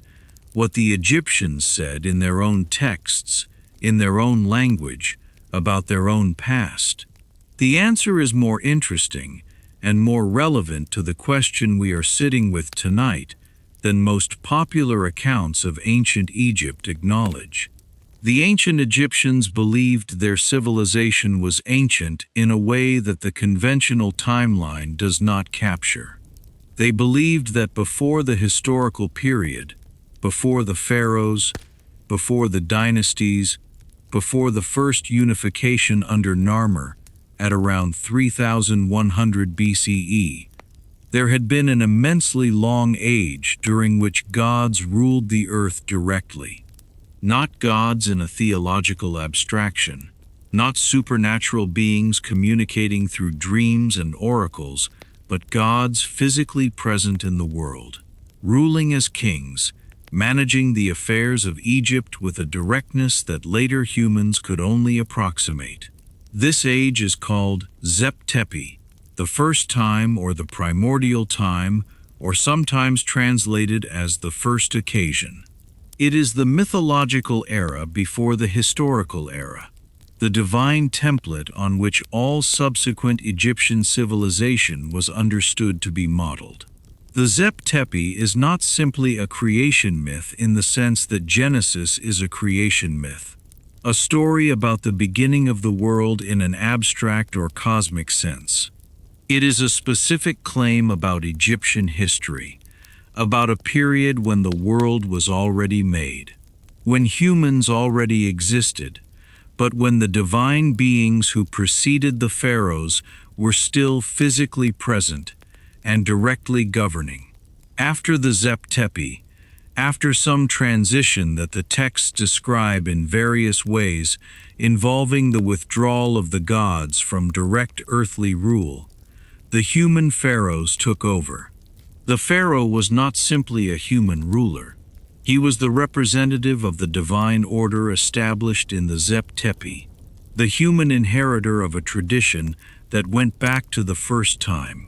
His role was to maintain Ma'at, the cosmic order, the balance of the universe, in the way that the gods had maintained it before him. This is not mythology in the sense of fiction. For the ancient Egyptians, the Zep Tepi was historical fact. The gods had ruled. The divine dynasties had preceded the human dynasties. What came before the pharaohs was not nothing. It was a long, organized, cosmologically significant age of direct divine governance. The Turin King List is one of the most remarkable documents of the ancient world, and it is rarely discussed with the attention it deserves. The Turin Papyrus, now in the Museo Egizio in Turin, which is why it is called the Turin King List, or Turin Canon, is a papyrus document dating to the reign of Ramesses II, approximately 1200 BCE. It is one of the most complete lists of Egyptian pharaohs ever found, covering the entire span of Egyptian history, from the legendary earliest rulers to the Second Intermediate Period. The beginning of the list is what concerns us tonight. The Turin King List does not begin with Narmer or Menes, the conventional first pharaoh of the first dynasty. It begins much earlier. It begins with a series of kings described as gods, the divine rulers of the Zep Tepi, followed by a series of rulers called the Shemsu Hor, the followers of Horus, who are described as semi-divine beings who ruled after the gods, but before the human pharaohs. The reigns of the divine kings, as listed in the Turin document, are given in tens of thousands of years. The total reign of the gods, according to the list, extends to over 13,000 years, and the reign of the Shemsu Hor, the semi-divine intermediary rulers, adds thousands more years to the total. Only after these vast divine and semi-divine dynasties does the list arrive at the human pharaohs, beginning with Narmer and proceeding through the dynastic history of Egypt in a form that is broadly consistent with what conventional Egyptology recognizes. This is the Egyptian version of the Sumerian king list. The parallel is extraordinary and has received less attention than it deserves. Both documents begin with rulers who reigned for impossibly long periods in the divine age, before the catastrophe or the transition that ended the divine era. Both documents then transition to shorter, more human-length reigns as they approach the historical period. Both documents treat the prehistorical period as historical, as a real sequence of rulers and reigns, not as mythology. We discussed the Sumerian king list at length in an earlier video.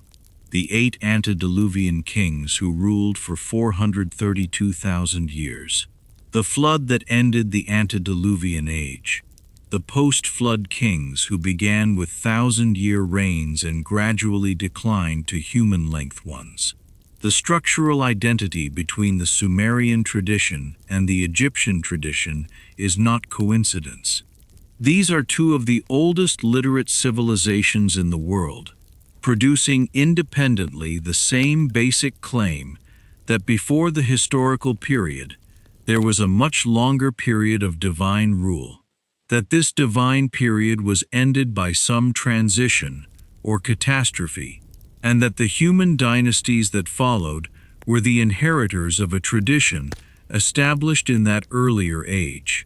The conventional explanation for this parallel is that both documents reflect a universal human tendency to project the deep past as a golden age of divine rule, a psychological pattern rather than a historical claim.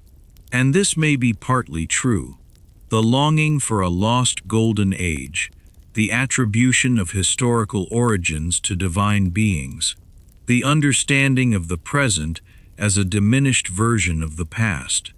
These are indeed widespread human tendencies, but the specific structural identity between the two traditions, the same pattern of impossibly long divine reigns, declining to shorter semi-divine reigns, declining to human-length reigns, the same understanding that a transition event separated the divine age from the human one, is more precise than a general psychological tendency would produce. These traditions are saying the same thing in too much detail for the similarity to be entirely explained by universal human psychology.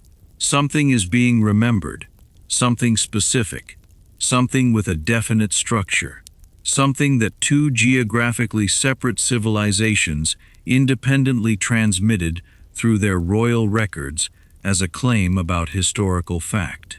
What was it? The Egyptian Zep-Tepi tradition also preserves specific claims about what happened during the divine age, what the gods built, what knowledge they established, what the world was like when they were directly present in it. The temples of later Egypt, including the great temple complexes of Karnak, Luxor, Edfu, Dendera, contain texts known as the building texts, inscriptions that describe the construction of the temple as a recreation of a primordial sacred space established in the Zep-Tepi.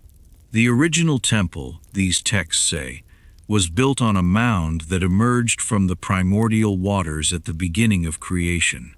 A specific geographic location, a specific sacred site, that was the first place where the divine order was instantiated in physical form.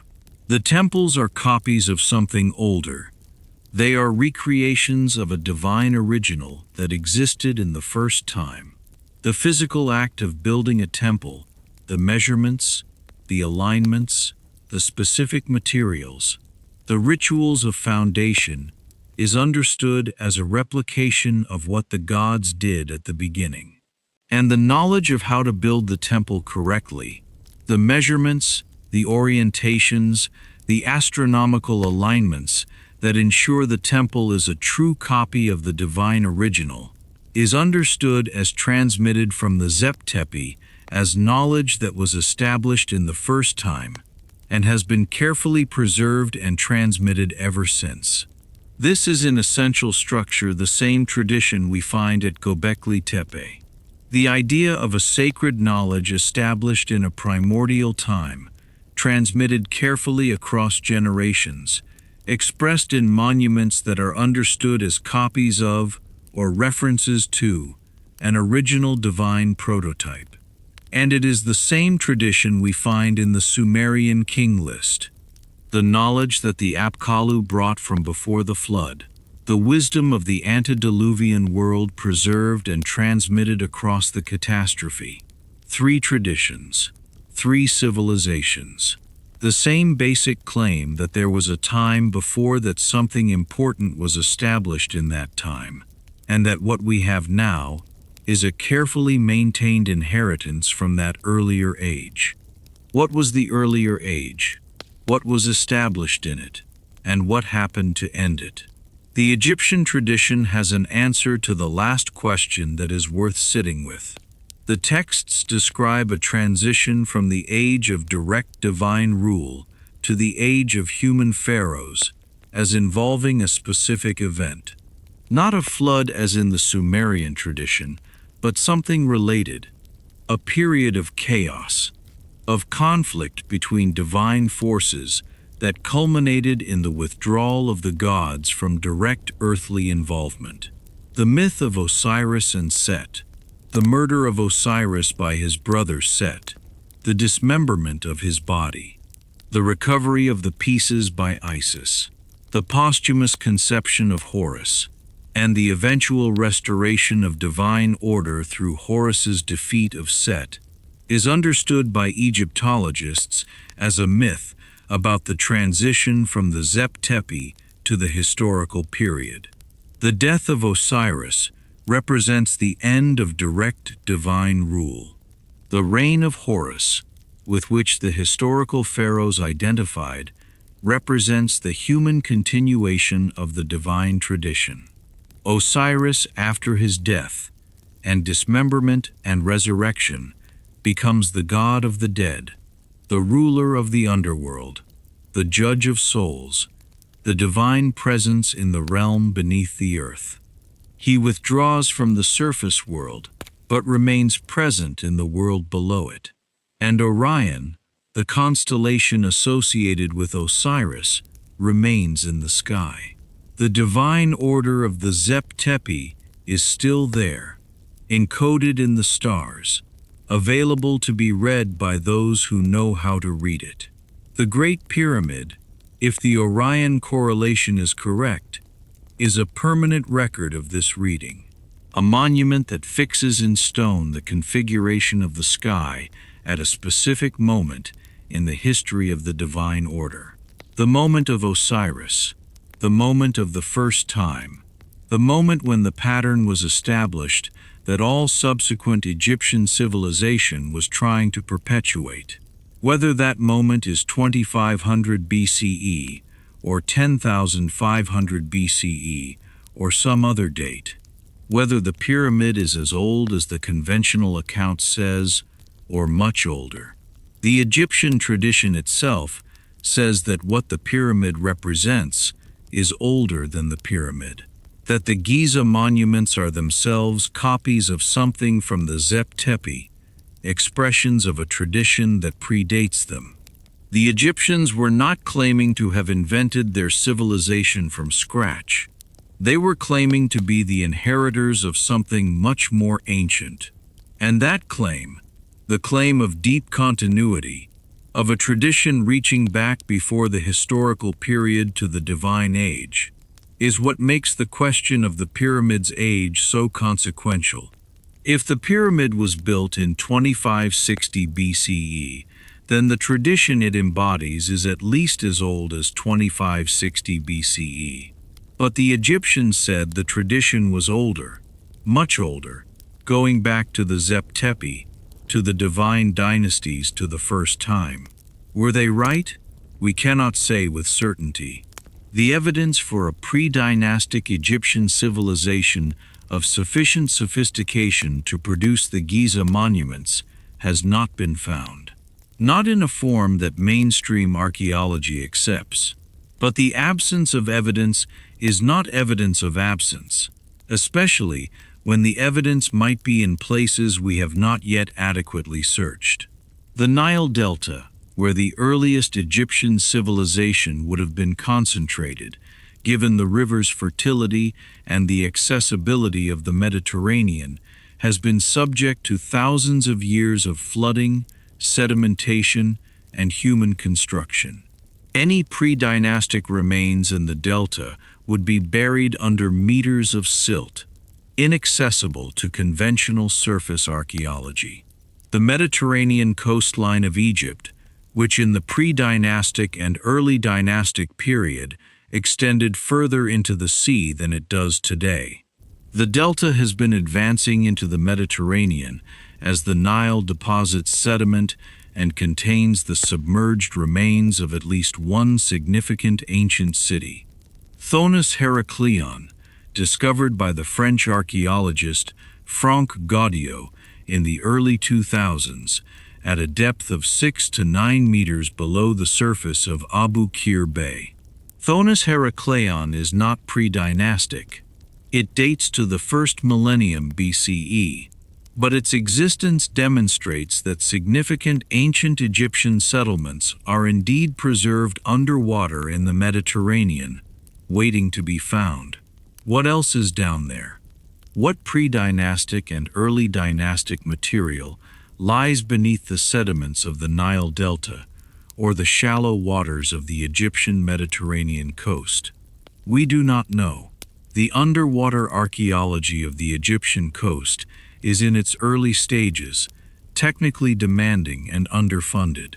But the preliminary results, Thonis Heracleion, the city of Canopus, near the same location, the traces of other submerged structures, suggest that the archaeology of Egypt has a significant underwater dimension that we have barely begun to explore. And if there is a deeper Egyptian past, if the Zep Tepi tradition is pointing at something real, then the most likely place to find evidence of it is exactly where underwater archaeology is most difficult, in the shallow, sediment-filled coastal waters of the Nile Delta and the adjacent Mediterranean. The Egyptians said they were remembering something. We may not yet have looked in the right places for the evidence that they were right. Let me dwell a little longer with the Zep Tepi concept, because I think it is one of the most philosophically rich ideas in the entire ancient world, and it deserves more than a summary. The Zep Tepi is not just a claim about the past. It is a claim about the structure of time and meaning. In the Egyptian understanding, the primordial moment, the first time, was not simply an event that happened once and then receded into history. It was a moment that remained somehow present, accessible, capable of being reinstantiated through ritual and monument and the correct performance of the divine order. Every sunrise was a reenactment of the first sunrise. Every successful inundation of the Nile was a reenactment of the first rising of the primordial mound from the primordial waters. Every pharaoh was a reenactment of Horus, the divine king. Every temple was a reenactment of the first temple established by the gods in the Zep Tepi. This is a cyclical, rather than a linear understanding of time, not the idea that the past is over and the future is ahead. The idea that the meaningful events of the past, the events of the Zep Tepi recur, can be accessed, are available to be tapped through the correct ritual and architectural engagement. The Great Pyramid in this framework is not a historical monument. It is not something that was built once and then frozen in the past. It is a perpetual performance of the Zep Tepi, a structure that by its very existence and its astronomical alignments continuously reinstantiates the divine order established in the first time. When the descending passage aligns with the pole star, the pyramid is doing something, not just sitting there as an inert object, but actively participating in the cosmic order that the Egyptians understood the pyramid to embody. This is why the precision matters. The alignment to true north, the encoding of mathematical relationships, the astronomical orientations of the shafts. These are not merely impressive technical achievements. They are the means by which the pyramid performs its cosmic function. The monument that is not precisely aligned does not work. The temple that is imprecisely oriented cannot reinstantiate the Zep Tepi. The precision is theological, not merely aesthetic. And this understanding changes how we should think about the question of the pyramid's date. If the pyramid was built as a perpetual instantiation of the Zep Tepi of the first time, then its builders were not simply marking their own historical moment. They were encoding a much older moment, the configuration of the stars that the pyramid's shafts point to, the celestial alignment that the Orion correlation references. the astronomical date that the monument encodes. These may not be the date of construction. They may be the date of the Zep Tepi, the date of the first time, and the date of the first time as calculated from the precession of the equinoxes. From the configuration of Orion's belt that the Giza pyramids mirror most precisely is approximately 10,500 BCE.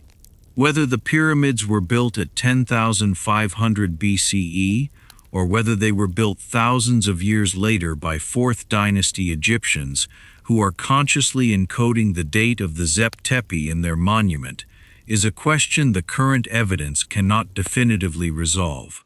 But the question is clarified by understanding what the Egyptians believed they were doing. They were not simply building a tomb. They were building a permanent reinstantiation of the divine order established in the first time, and the first time, by their own account, was much older than the 4th dynasty. Let me now bring in the broader pattern that connects Egypt to the other traditions we have been exploring throughout this series. In every video of Timeless Whispers, we have encountered the same basic structure, a civilization that claims deep historical roots, going back to a time before conventional history begins. A catastrophe or transition that ended that earlier age. A tradition of preserving and transmitting the knowledge of the earlier age across the catastrophe, and monuments or texts that encode that transmitted knowledge in forms designed to outlast the people who first possessed it. The Sumerians and their antediluvian kings. The Apkallu, who brought wisdom before the flood. The king list with its encoded processional numbers. The builders of Göbekli Tepe and their encoded astronomical record. The deliberate burial of the enclosures as an act of preservation. The Younger Dryas impact hypothesis, and the cosmic catastrophe that may have ended the Ice Age world and reset the trajectory of human civilization. And now the Egyptians with their Zep Tepi and their Turin king list and their divine dynasties that preceded the pharaohs by tens of thousands of years. The pattern is too consistent to be entirely coincidental. These traditions are not saying the same thing because they borrowed from each other. The Egyptian tradition developed independently of the Sumerian, as far as we can tell, and neither borrowed from the Göbekli Tepe tradition, whose very existence was unknown until 1994. They are saying the same thing because they are responding to the same basic situation. They are civilizations that understand themselves to be the inheritors of something older, the transmitters of a tradition whose origins precede them, the maintainers of a knowledge whose source was a world they can no longer directly access. They are saying something was lost. We are keeping the memory of it alive. And the thing we are making this pyramid, this temple, this king list, this monument, is our attempt to preserve what we can of what was lost, and to send it forward into a future we cannot see. This is, I think, one of the most profound aspects of the ancient world. Not the monuments themselves, impressive as they are, not the astronomical knowledge or the engineering sophistication or the cosmological frameworks, but the impulse behind all of it. The determination to maintain continuity across catastrophe, to be the people who remember, to pass it on. We are the people they passed it to. Whatever was in the Zep Tepi, whatever the ancient Egyptians believed had existed in the first time that no longer existed in their own time, they built the largest monument in the ancient world to preserve the memory of it. And it is still there, in the desert, warm in the dark, waiting. Let me take you back to the landscape, not the desert that surrounds Giza today, the pale, dry Sahara, the wind-blown sand, the sparse vegetation of a land that receives almost no rainfall. the landscape as it was when the tradition that produced the Great Pyramid was forming, the landscape as it was when the Zep Tepi, if there was a Zep Tepi, was unfolding, the African humid period, which we discussed briefly when we were talking about the Sphinx erosion, lasted from approximately 11,000 years ago to approximately 5,000 years ago. During this period, the Sahara was not a desert. It was a savanna, a landscape of grasslands and lakes and rivers, dotted with trees, supporting populations of large animals, elephants, hippos, crocodiles, giraffes, and the human communities that lived among them. This is documented. It is not speculation. The evidence comes from multiple independent sources. Fossil pollen found in lake sediments across the Saharan region, preserved at depths that correspond to specific time periods. Fossilized animal bones, including hippo and crocodile remains found in areas that are now hyper-arid desert. Ancient lake beds visible in satellite imagery as dry depressions that preserve the outlines of bodies of water that once existed. And rock art found across the Saharan region in extraordinary abundance, depicting animals that require a wet environment. Swimming hippos, herding cattle, fishing scenes in areas where there is now no water within hundreds of kilometers. The Green Sahara was real, and it was recent in geological terms. It ended gradually, but the main phase of desiccation occurred between around 5,000 and 3,000 years ago, precisely the period when the conventional Egyptian civilization was developing. This has profound implications for the question of what was happening in the Nile Valley and its surroundings before and during the development of Egyptian civilization in the early Holocene 10,000 to 7,000 years ago. The area that is now Egypt was part of a broader, well-watered landscape. The Nile Valley was wet. The surrounding desert was not desert. The human populations of the region had access to water and food resources that simply do not exist in the same region today. As the African humid period ended, as the Sahara dried gradually but inexorably, the populations that had been distributed across the wider landscape were forced towards the Nile. The river, fed by the Ethiopian highlands and the East African lakes, maintained its water even as the surrounding desert closed in. The Nile Valley became a refuge, a narrow strip of habitable land in an increasingly inhospitable landscape. The concentration of population in the Nile Valley, driven by the desiccation of the Sahara, has been proposed by some researchers as one of the mechanisms behind the rapid development of Egyptian civilization. The people who crowded into the valley brought with them diverse traditions, cultural, technological, cosmological, from the wider Saharan world they had inhabited. The concentration and competition and exchange of these traditions in the narrow context of the Nile Valley may have accelerated the development of the complexity that we recognize as pharaonic Egypt. This is the mainstream account of how Egyptian civilization emerged. Not from nowhere, not from a sudden leap of brilliance, but from the convergence of Saharan and Nilotic traditions as the desiccation forced the populations of the wider region into the valley.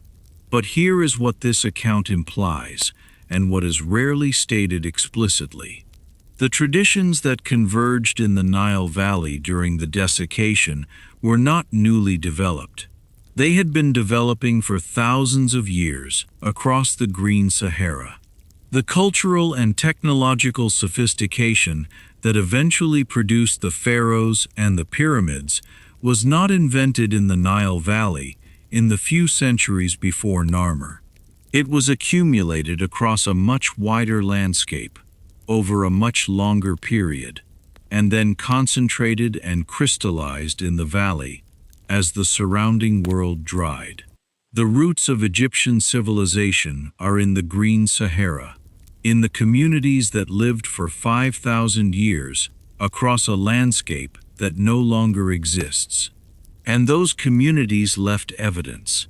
Rock art across the Sahara showing cattle herding and ritual scenes and astronomical symbols, some of which closely resemble the iconography of pharaonic Egypt. Stone circles at sites like Nabta Playa in the Egyptian Sahara, dated to around 6,000 years ago. Astronomical monuments that predate Stonehenge and that show sophisticated knowledge of the solar calendar. Megalithic alignments whose purpose has not been fully determined, but whose sophistication is evident. The roots of Egypt are older and deeper than the conventional account fully acknowledges. The tradition that produced the Great Pyramid did not begin with Djoser's Step Pyramid in 2650 BCE. It began in the Green Sahara thousands of years before the First Dynasty in communities whose material remains we are only beginning to identify and study. Whether those roots extend all the way back to a Zep Tepi, to an actual pre-dynastic civilization of sufficient sophistication to build the Sphinx, or conceptualize the Giza plateau, is the question we cannot yet answer. But the roots are there.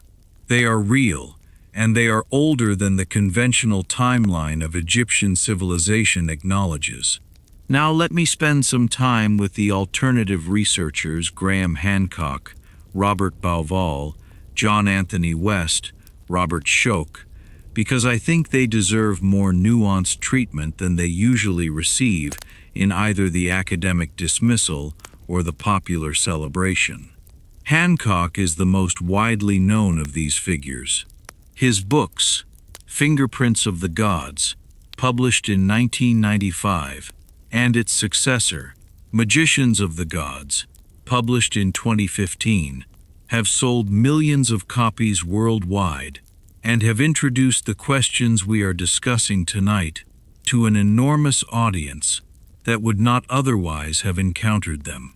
His central argument developed across these books and in subsequent television and podcast work is that a sophisticated civilization existed before the Younger Dryas, before the cosmic catastrophe, at 12,900 years ago, and that the monuments of the ancient world, including the Great Pyramid and the Sphinx, are the surviving physical legacy of that civilization, or of its inheritors, who rebuilt after the catastrophe. This argument has two distinct parts. The first part, the existence of a sophisticated pre-Younger Dryas civilization, is speculative, but not obviously wrong. The Younger Dryas impact hypothesis, if correct, did end a world of developing human complexity. The communities that had been on the trajectory towards settlement and intensification were disrupted. Whatever they had been building materially and culturally was largely destroyed. The second part, that the specific monuments of Giza are the surviving physical legacy of that pre-Younger Dryas civilization, is much more speculative, and it is here that Hancock's argument runs into its most serious difficulties. The dating of the Giza monuments, as we have discussed, is not settled, but the evidence that exists, the mortar dates, the worker graffiti, the contextual relationship to Fourth Dynasty funerary traditions, is broadly consistent with the Fourth Dynasty construction and inconsistent with a construction 12,000 years ago. Hancock's response to this is that the original core of the monuments may be pre-dynastic, and that the Fourth Dynasty evidence reflects a restoration or completion rather than original construction. This is possible. It is not demonstrable from the current evidence. The mainstream Egyptological response to Hancock has been for the most part dismissal. Not always dismissal with detailed argument, sometimes simply dismissal on the grounds that alternative history has a poor track record and that the conventional account is well supported by the totality of the evidence. This dismissal is understandable but not entirely satisfying. The anomalies we have discussed are real.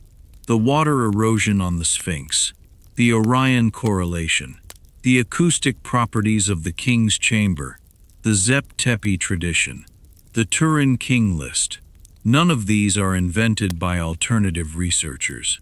They are features of the evidence that the conventional account must explain, and its explanations are not always as robust as the dismissive tone of the response implies. What I would say about Hancock and about the alternative research tradition more broadly is this: the questions are better than the answers. The anomalies they have identified are genuine. The conventional account is genuinely incomplete in the ways they point at. The possibility of older roots for Egyptian civilization is genuinely worth exploring.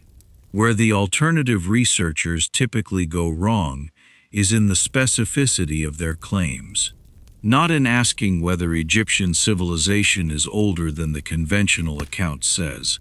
That is a legitimate question, but in asserting specific answers.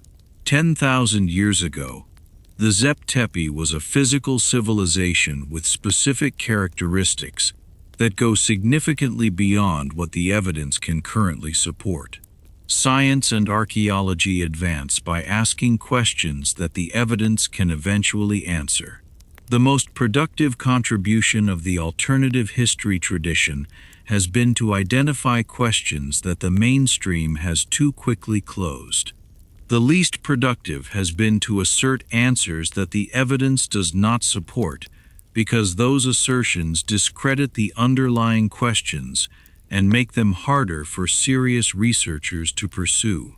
The Sphinx erosion question, which Schoch raised as a geologist using geological methods and geological evidence, is a legitimate scientific question. It deserves serious scientific engagement, and it has received some, though not as much as it deserves. The Orion correlation, which Baffle identified using astronomical calculations that can be independently verified, is a legitimate astronomical question.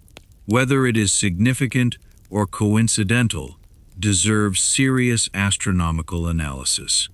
These questions are being slowly absorbed into the mainstream, not because the alternative researchers have convinced the mainstream, but because the questions themselves are robust enough that they cannot be indefinitely ignored. What is the mainstream doing with these questions more than it is sometimes given credit for?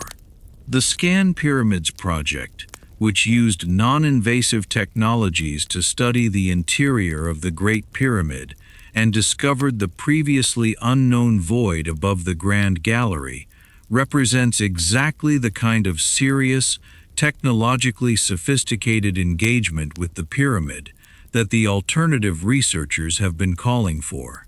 Mark Lehner's decades of excavation at Giza, which produced the workers' village and dramatically transformed our understanding of the construction workforce, represents exactly the kind of careful, evidence-based archaeology that the site deserves. The Giza Plateau is one of the most intensively studied archaeological sites in the world. It has been the subject of continuous research for more than 2 centuries, and yet it continues to produce surprises, continues to reveal features and relationships that the existing models did not anticipate. That combination, intense study and continuing surprise, is itself significant. It suggests that the monument is more complex than our current models can fully account for. Not necessarily older, not necessarily connected to a lost civilization, but more complex, more layered, more deliberately designed in ways we have not yet fully understood. The honest account of the Great Pyramid is that we know a great deal about it. and do not yet know the most important things. We know the dimensions, the composition, the orientation, the workforce, the tools, the quarries, the internal chambers and passages. We do not know with certainty what it was for, how some of the most precise stonework was achieved, why the king's chamber has no inscriptions, what is in the newly discovered void, or whether the conventional date of construction represents the full history of the monument's development.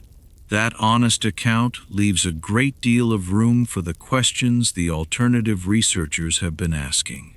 Not necessarily for their specific answers, but for the questions. And the questions are worth asking. The Great Pyramid is old enough, 4,500 years at minimum, that it has outlasted every civilization that has studied it. The Egyptians who built it are gone. The Greeks and Romans who marveled at it are gone. The Arab scholars who studied it in the medieval period are gone. The European Egyptologists of the 19th century who began the systematic study of it are gone. And the pyramid is still there, patient, precise, aligned to the cardinal directions with an accuracy that was not matched by European architecture until the development of the magnetic compass and then eventually the GPS, pointing to stars that its builders considered important enough to spend decades building shafts toward. Whatever it means, whatever its date and its purpose and the full story of its construction, it is a product of minds as capable as ours, of intentions as serious as ours, of a knowledge of the world that we have not yet fully recovered. We are still learning what it contains. We are still learning what it means. And that the continued openness of the question is one of the most remarkable things about the most studied monument in the world. Let me spend more time with the Green Sahara, because it is one of the most important and least discussed contexts for the question of Egypt's deep past. The rock art of the Sahara is extraordinary. Tens of thousands of images painted and carved onto rock faces across a region stretching from Mauritania to Libya to Sudan, depicting scenes of a world that no longer exists in those places. Cattle herding, swimming, fishing, rituals involving animals whose presence in the Sahara today would be impossible. Crocodiles, hippos, elephants, giraffes. Some of the Sahara rock art is very old. The oldest sequences based on style and the animals depicted appear to date to the early Holocene to 10,000 or 11,000 years ago, when the Green Sahara was at its most fertile. The latest sequences extend into the historical period when the Sahara was already drying and the artists were recording a world in the process of disappearing. What is striking about the Saharan rock art in the context of our discussion tonight is the sophistication of what it depicts, not simply the naturalistic skill of the images, though that skill is often considerable, but the symbolic and cosmological content. Some of the rock art includes scenes that appear to represent ritual activity, figures in ceremonial postures with elaborate headdresses in contexts that suggest organized religious practice. Some of it includes astronomical symbols, circles with rays, repeated geometric patterns that may represent the movements of celestial bodies, images that connect the sky to the earth in ways that echo the cosmological frameworks we have been discussing throughout this series. The people who made the Saharan rock art were not simple hunter-gatherers living without symbolic depth. They were people with rich cosmological traditions, with ceremonial practices, with an understanding of the world that found expression in careful, deliberate, repeated imagery on the rock faces of their landscape. And as that landscape dried, as the savanna became steppe, and the steppe became desert, and the lakes shrank, and the rivers stopped flowing, these people moved. They moved towards the Nile. They moved toward the margins of the surviving green zone in sub-Saharan Africa. They moved in whatever direction still offered water and food. The ones who moved toward the Nile brought their traditions with them, their cattle herding, their astronomical observations, their cosmological frameworks, their rock art traditions, which eventually found expression in the hieroglyphic imagery of pharaonic Egypt, in the painted walls of tombs and temples, in the iconographic vocabulary of a civilization that modern scholarship still does not fully understand. The bull cult that is so prominent in early Egyptian religion, the sacred Apis bull of Memphis, the Buccis bull of Hermopolis, the Mnivis bull of Heliopolis, is already present in the green Sahara rock art, where cattle are the dominant subject and appear in contexts suggesting sacred significance. The astronomical orientation of Egyptian temples and monuments, the careful alignment with the rising and setting of specific stars, and the solar solstices and equinoxes, echoes the astronomical consciousness evident in the stone circles and alignments of the Saharan Neolithic. Egypt did not appear from nowhere. It crystallized from an older tradition, and that older tradition was distributed across a landscape that no longer exists, preserved in a rock art record that has been studied for decades, but has not yet been fully interpreted. What else is in that rock art? What cosmological knowledge? What astronomical observations? What historical memory does it contain that we have not yet read? This is one of the frontiers of research into Egypt's deep past, not the Giza plateau, which has been intensively studied. The Saharan rock art, which has been photographed and catalogued, but whose content has barely been decoded. And beneath the Saharan rock art, there is more. Buried under the drifting sands of the desert, covered by millennia of wind-deposited sediment, are the remains of the settlements and camps and sacred sites of the Green Sahara people. Artifacts, structures, bones, material culture from communities that flourished for 5,000 years, across a landscape that is now one of the most inhospitable places on Earth. Some of this material has been found at Nabta Playa, in the Egyptian Western Desert, approximately 100 kilometers west of Abu Simbel. Archaeologists beginning in the 1970s found a site of remarkable complexity. Stone circles, megalithic alignments, elaborate cattle burials, and evidence of a community that was conducting astronomical observations and performing complex rituals in the middle of what is now complete desert. Nabta Playa was a lake, a seasonal lake that filled during the monsoon rains of the Green Sahara period and provided water and grazing for the communities that lived around it. The stone structures at the site appear to have been constructed during the period of the lake's use, beginning perhaps 8,000 years ago.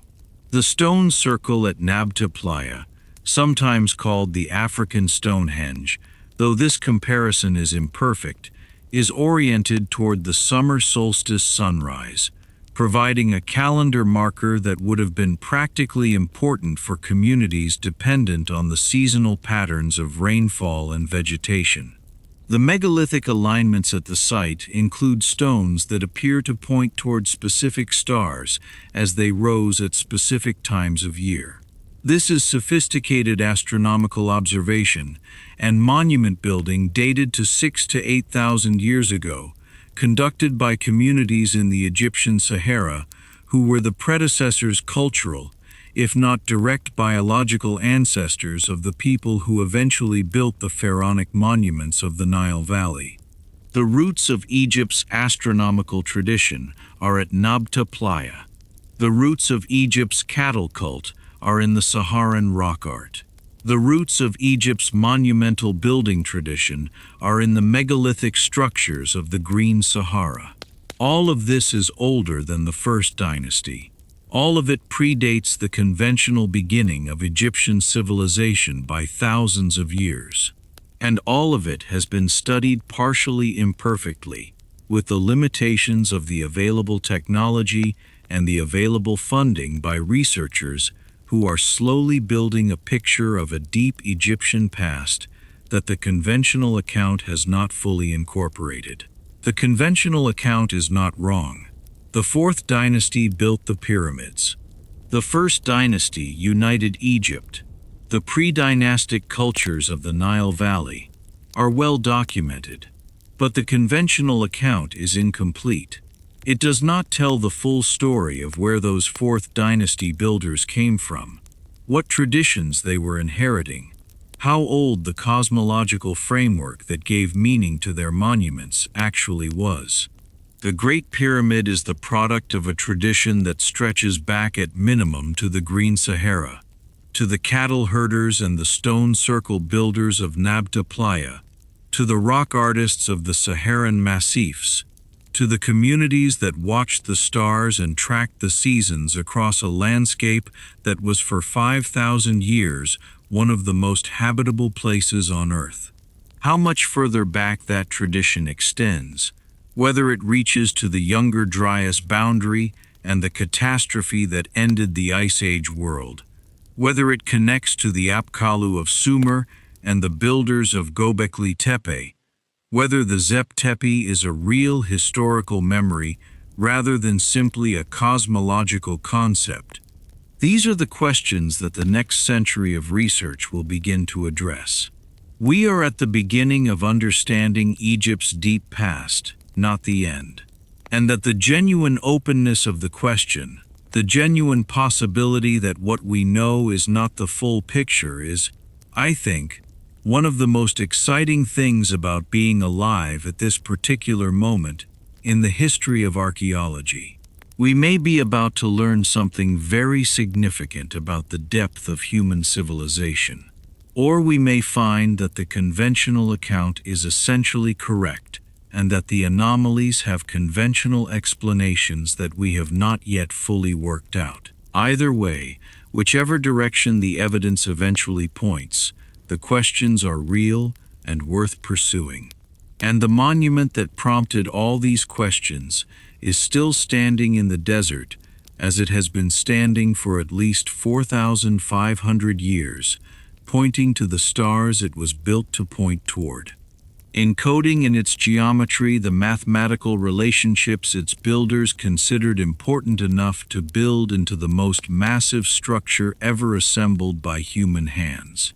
Whatever they were trying to say, they said it very loudly, and we are still learning to hear it. Let me go back inside the pyramid. Specifically, let me take you into the descending passage, the original entrance corridor that leads down from the north face of the pyramid into the bedrock beneath it, angled at approximately 26 degrees below the horizontal, heading due north, and then descending into the earth. The descending passage is the oldest part of the pyramid's internal structure.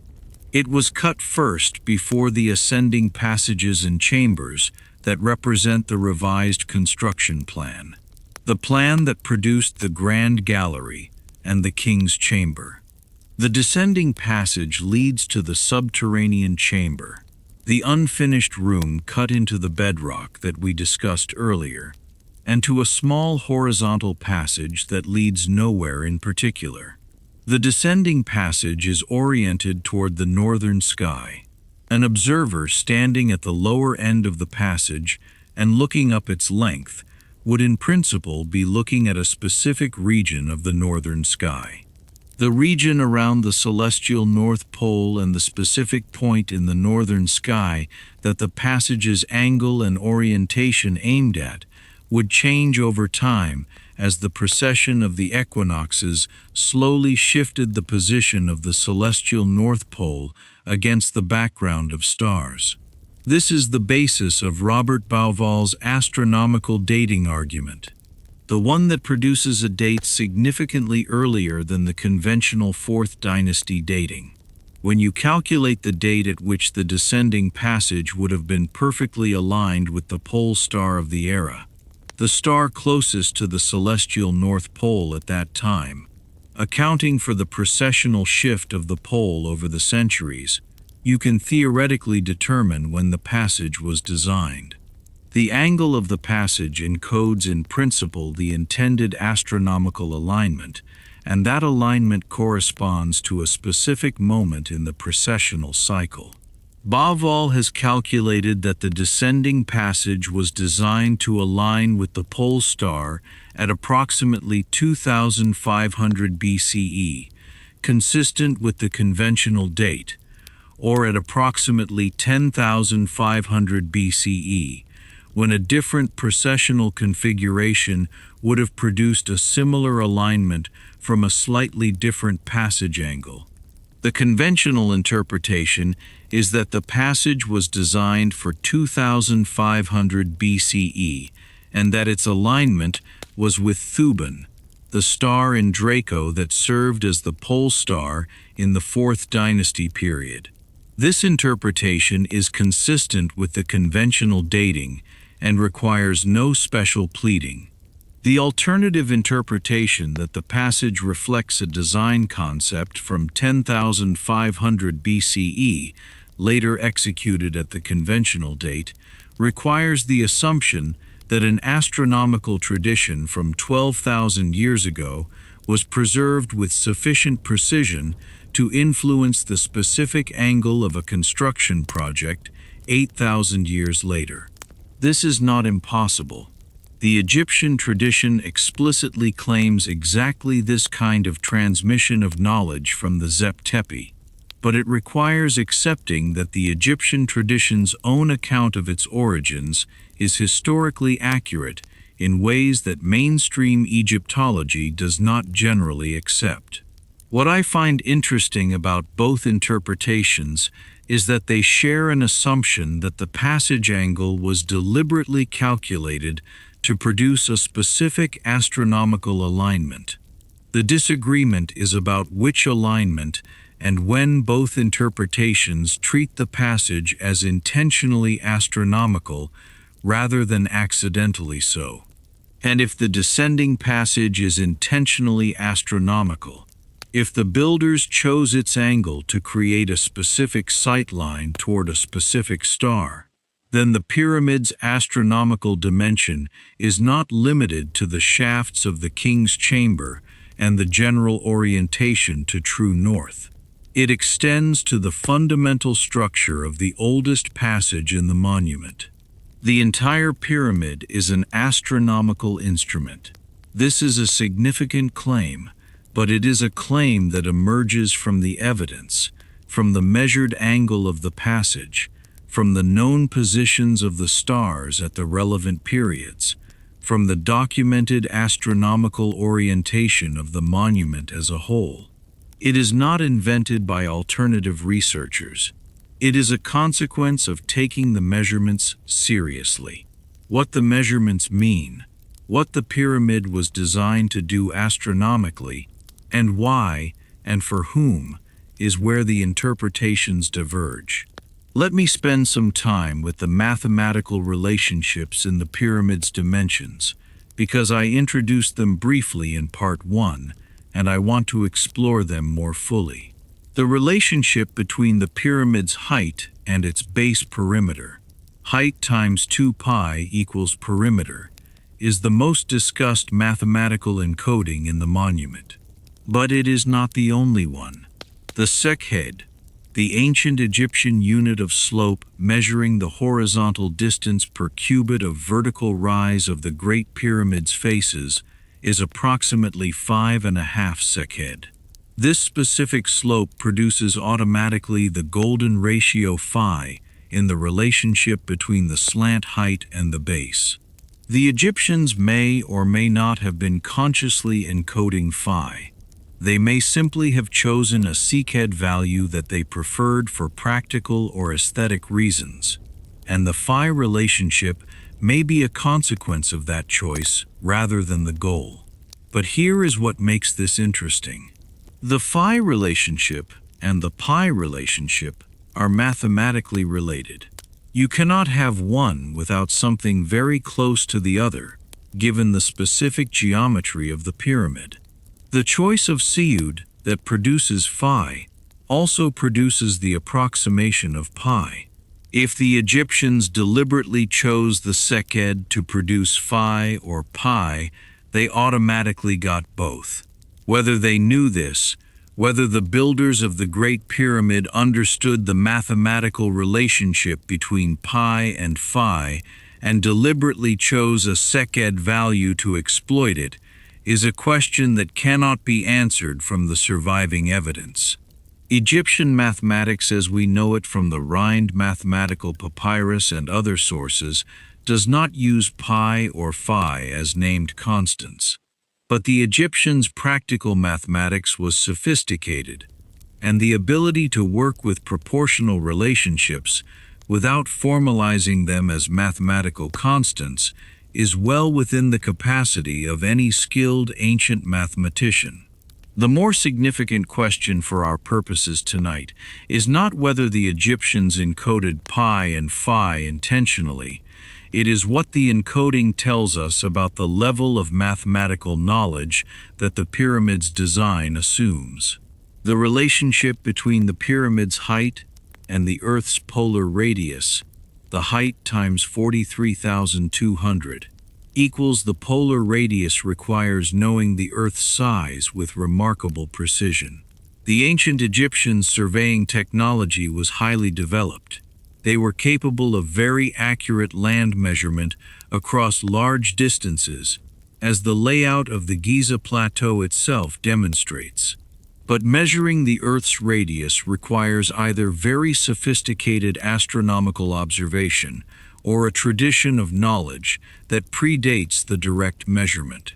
How did the builders of the Great Pyramid know the Earth's size well enough to encode it in the monument's dimensions?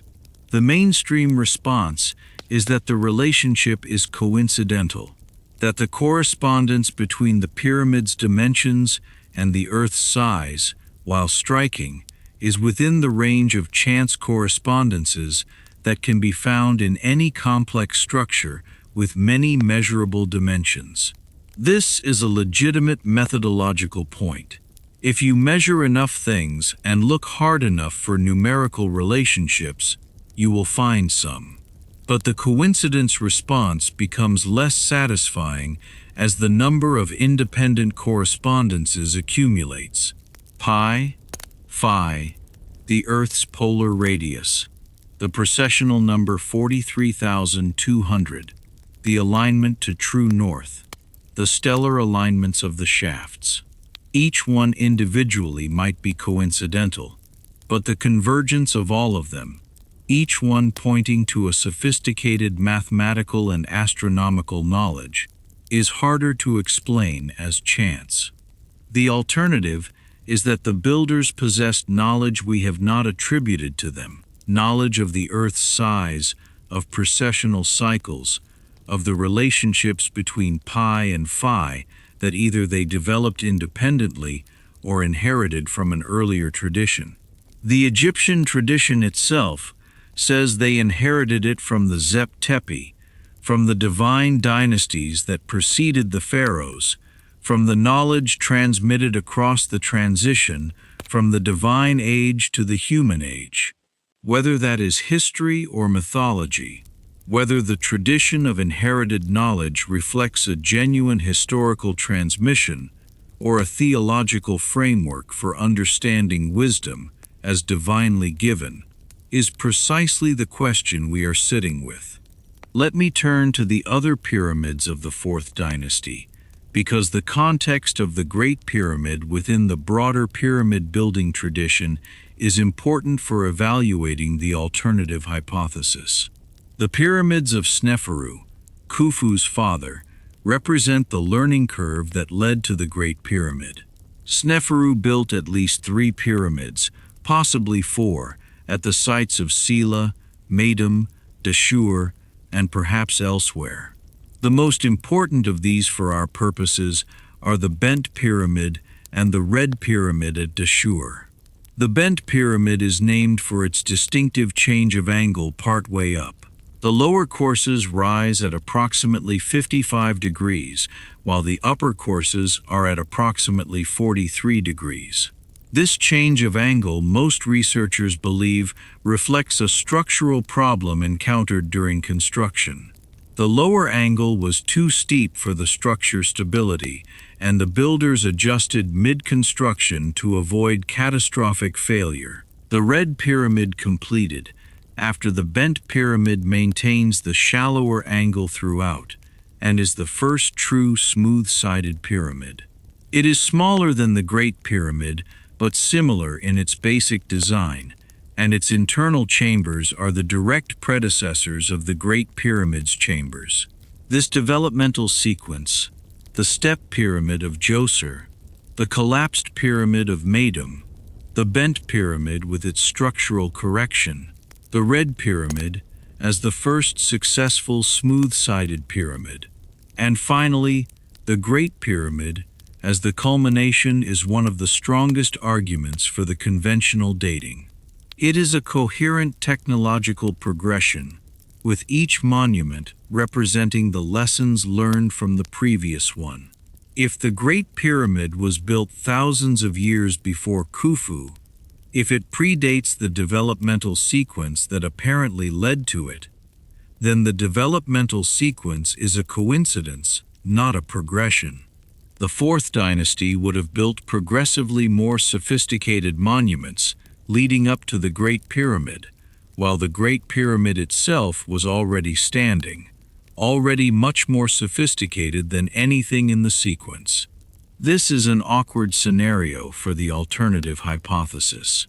The developmental sequence is real and coherent, and genuinely points toward the conclusion that the Great Pyramid was built at the end of that sequence, not before it.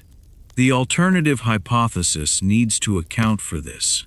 The most common response is that the Fourth Dynasty built what they built in the context of an even earlier monument that set the standard, that the Great Pyramid was already there, already representing a level of sophistication that the Fourth Dynasty builders were aspiring to, but not quite achieving. In this reading, the developmental sequence of Sneferu's pyramids is not a progression toward the Great Pyramid, but an attempt by later builders to replicate or approach the standard set by the Great Pyramid. This is possible. It is not demonstrable, and it requires the Great Pyramid to have been built by an unknown, unnamed, archaeologically invisible civilization that left no other clear material traces at Giza. The weight of the developmental sequence evidence, the coherent technological progression from Djoser to Khufu, is, I think, the strongest single argument for the conventional dating. It does not rule out the possibility of an older monument beneath or within the structure we see, but it does make the alternative hypothesis significantly harder to sustain.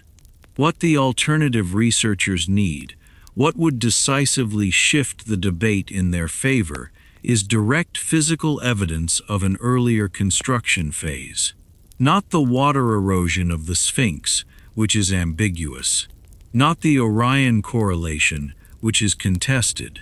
Not the mathematical relationships in the pyramid's dimensions, which the mainstream can attribute to coincidence or conventional Egyptian knowledge, but something unambiguous, a datable stratum of construction beneath the current structure, a chamber or passage that predates the Fourth Dynasty by the radiocarbon dating of its mortar or its organic inclusions.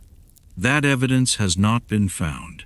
It may not exist, or it may exist in the parts of the pyramid and the plateau that have not yet been fully investigated. In the body of the pyramid beneath the currently accessible chambers, in the unexplored void above the Grand Gallery, in the bedrock beneath the Sphinx. The Scan Pyramids project has demonstrated that the Great Pyramid contains voids we did not know about. The investigation of those voids, when technology and political will permit, may produce evidence that resolves some of the questions we have been sitting with tonight. Or it may produce new questions that we have not yet thought to ask. This is where we are, with the Great Pyramid, surrounded by questions, holding the evidence carefully, resisting the temptation to close the question before the evidence is sufficient to close it. That resistance, that determination to sit with genuine uncertainty rather than reach for premature certainty in either direction is, I think, the most intellectually honest and ultimately the most productive stance. The pyramid is patient. It can wait for better methods. We are the ones who need to learn to wait. While we wait, let me tell you about some things that are happening right now, in the present tense, in the ongoing research, that are directly relevant to the questions we have been sitting with. The Scan Pyramids project, which announced the discovery of the large void above the Grand Gallery in 2017, has continued its work. The project uses several non-invasive technologies to probe the interior of the pyramid without drilling or excavating. Muon tomography, the use of cosmic ray particles which penetrate stone with a known probability to image the interior of large structures, has been the primary tool for the void discovery. Infrared thermography, the imaging of temperature differences on the surface of the pyramid, which can reveal voids or different materials beneath the surface, has also been used. And ground-penetrating radar has been applied to the plateau around the pyramid to look for subsurface features. The void above the Grand Gallery is the most dramatic result so far, but the imaging has also revealed other anomalies, areas where the muon flux is slightly different from what a uniform stone structure would produce that have not yet been fully investigated. Some of these anomalies may be construction features, spaces left between courses of stone for structural reasons, or rooms that were filled during construction and are thus no longer accessible. Some may be undiscovered chambers. The process of investigation is slow. The Egyptian authorities understandably are cautious about authorizing any invasive investigation of the monuments. A drilling error, a poorly planned excavation, damage to irreplaceable ancient materials. These are real risks that must be weighed against the potential gains of a more aggressive investigation. The Scan Pyramids team has been careful and collaborative, working within the Egyptian framework rather than against it. But the investigation will continue, the technology will improve, and eventually, perhaps in this generation, perhaps in the next, the interior of the Great Pyramid will be more fully mapped, and the questions about what it contains will begin to have answers. What might those answers reveal? Several possibilities. The most dramatic would be the discovery of a chamber that was sealed during original construction and has never been opened. A chamber that contains objects, inscriptions, or materials that could provide direct evidence of the monument's date, purpose, and builders. The discovery of a royal burial, for instance, would settle the tomb hypothesis decisively. The discovery of inscribed tablets or papyri, if they survived, which would depend entirely on the conditions within the chamber, could provide direct textual evidence. A less dramatic but still significant discovery would be the dating of materials in a previously inaccessible part of the monument. If radiocarbon dating of organic material from deep within the pyramid, in a part of the structure that has not been accessible since construction, produced dates significantly older than the conventional 4th dynasty date that would shift the conversation substantially, and the discovery of structural features that don't fit the conventional construction model. Passages or chambers with orientations or dimensions that the conventional interpretation cannot explain would open new questions even if it didn't immediately answer the old ones. The investigation of the Great Pyramid is not complete. It is ongoing, and the results of that ongoing investigation will eventually change what we know in ways we cannot predict from our current position. Let me also spend some time with what the plateau around the pyramid contains, because the pyramid does not exist in isolation. The Giza Plateau is a complex of monuments, not just the three famous pyramids, but also the Sphinx Temple, the Valley Temple, multiple smaller subsidiary pyramids, the remains of a workers' village, causeways, boat pits, and the fragmentary remains of other structures that have not been fully excavated. 2 boat pits adjacent to the Great Pyramid contained full-sized wooden boats, dismantled and buried, presumably for the pharaoh's use in the afterlife. One of these boats was excavated in the 1950s and is now displayed in a purpose-built museum at the Giza site. It is 43 meters long, one of the oldest intact wooden boats ever found, and it is extraordinarily well preserved. The second boat pit was investigated non-invasively in the 1980s and early 2000s, and then excavated in 2010. The boat within was found to be in a poorer state of preservation than the first. The boat pits are relevant to the question of the pyramid's date, because the boats themselves can be dated by radiocarbon analysis of their wood.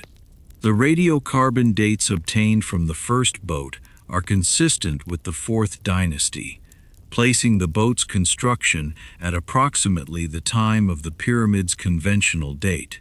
This is one of the cleaner pieces of dating evidence for the Giza complex, but the boat pits also raise a question. The boats were intended for the pharaoh's use in the afterlife. They are funerary boats buried beside the pyramid as part of the funerary complex. If the pyramid was primarily something other than a tomb, if the alternative researchers are right that its function was not funerary, then why are funerary boats buried beside it? One answer is that the funerary boats and the pyramid serve different functions simultaneously. That the pyramid was a cosmological monument and an astronomical instrument and a ritual space, and that it was also associated with the pharaoh's afterlife in ways that the funerary boats represent. These are not mutually exclusive categories.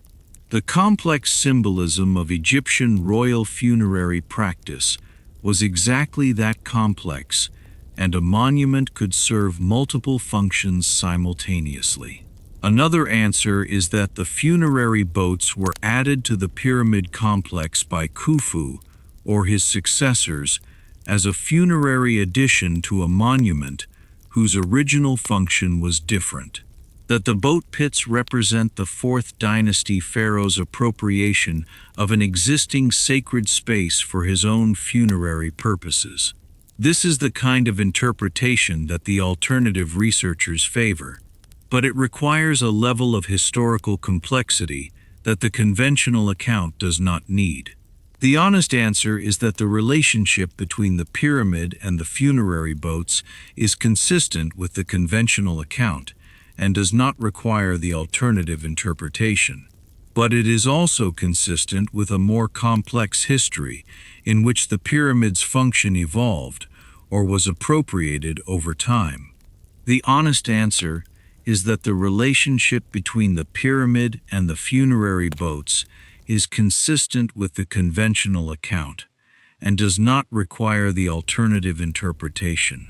But it is also consistent with a more complex history in which the pyramid's function evolved or was appropriated over time. The Sphinx Temple and the Valley Temple, the massive limestone block structures we discussed in Part 2, have their own complex history. The Valley Temple has been more thoroughly studied than the Sphinx Temple, and its analysis has produced evidence that is difficult to fit neatly into either the conventional or the alternative account. The Valley Temple is constructed in two phases that are clearly visible in its fabric. The lower phase consists of the enormous limestone blocks up to 200 tons that we discussed. The upper phase consists of smaller, more manageable blocks of Aswan granite, which were added to the limestone core at a later date. The granite phase is stylistically consistent with the Fourth Dynasty. The casing of the temple in granite, the specific decorative program, the inscriptions, and is most plausibly attributed to Khafre, who is conventionally credited with building the temple. The limestone core, the massive water-eroded blocks, is another matter. If Schoch's water erosion argument is correct, and the limestone core of the Valley Temple was cut from the Sphinx enclosure, then the limestone core of the Valley Temple is as old as the Sphinx. And the Sphinx, if Schoch is right, is much older than the Fourth Dynasty. The Valley Temple would then be a monument with a limestone core that is perhaps 7,000 to 10,000 years old, encased in Fourth Dynasty granite. Khafre would have found the limestone core already standing along with the Sphinx it came from, and would have added the granite casing and the decorative program, making the temple his own. This interpretation is consistent with all the physical evidence. The different construction phases are real. The water erosion on the limestone is real. The Fourth Dynasty character of the granite work is real. The only question is whether the limestone core predates the granite, and if so, by how much. The conventional Egyptological response is that the limestone core and the granite casing were built as part of a single Fourth Dynasty construction project. That the difference in construction material reflects functional and aesthetic choices rather than different construction periods. This is possible. It is not obviously wrong, but it leaves unexplained the water erosion on the limestone blocks, which the conventional account attributes to mechanisms that Schoch and others have argued are insufficient. The debate about the Valley Temple limestone core is directly connected to the debate about the Sphinx erosion, and it has the same unresolved character. I have been talking for a long time about the physical evidence for the pyramid's age and the debates around it. Let me now take a step back and ask a different question. Why does this question matter? Why should the age of the Great Pyramid be something that anyone who is not an Egyptologist cares about? The obvious answer is that the Great Pyramid is the most famous monument in the world, and the mystery of its construction and purpose is intrinsically interesting. That is true, and it is sufficient reason. But there is a deeper reason.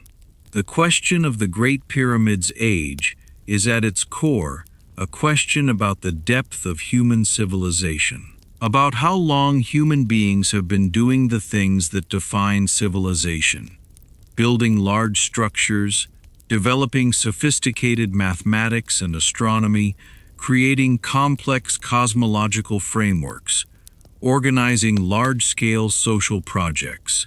The conventional account says approximately 5,000 years. The development of writing, the first cities, the first monumental architecture. All of these emerged at roughly the same time, in the period around 3000 BCE, in the Fertile Crescent and the Nile Valley. The alternative account says longer, perhaps significantly longer. Perhaps the capacities that produced the Great Pyramid were present in some form long before the conventional beginning of civilization. Perhaps the civilization that produced the pyramid had roots that extend back into the Younger Dryas period or before. If the conventional account is right, then the emergence of civilization 5,000 years ago was a relatively rapid transition from a long prehistory of hunter-gatherer and early agricultural life. Human beings had been anatomically and cognitively modern for 100,000 years before they built anything comparable to the Great Pyramid. If the alternative account is right, if the roots of Egyptian civilization extend back 10 or 12,000 years, if there was a sophisticated culture in the Nile Valley or the broader African Near Eastern region long before the conventional beginning, then the emergence of civilization is a more complex and ancient process than we have recognized. And the 100,000-year gap between the emergence of modern humans and the emergence of civilization requires a different explanation.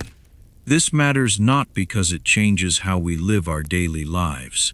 The age of the Great Pyramid has no practical consequences for anything most of us will do tomorrow, but because it changes the story we tell ourselves about who we are and where we came from.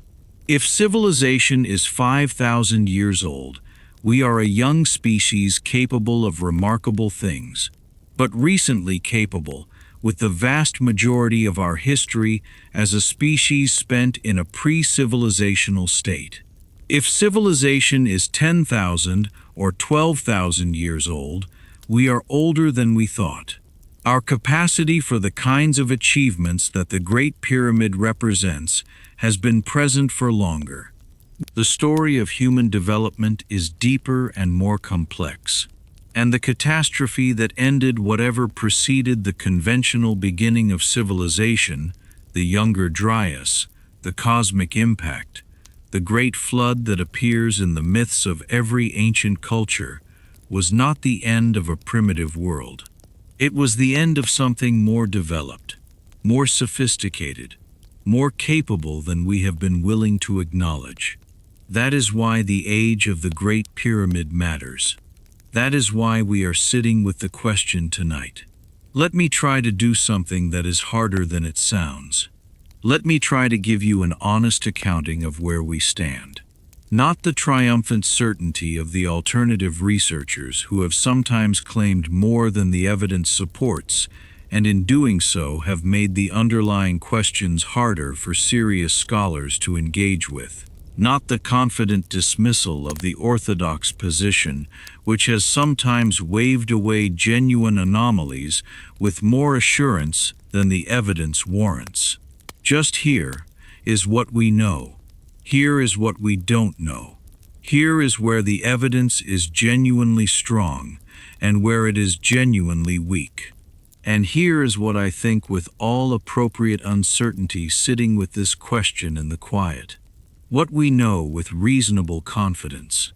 The Great Pyramid was built during or very near the 4th dynasty of ancient Egypt, approximately 4,500 years ago.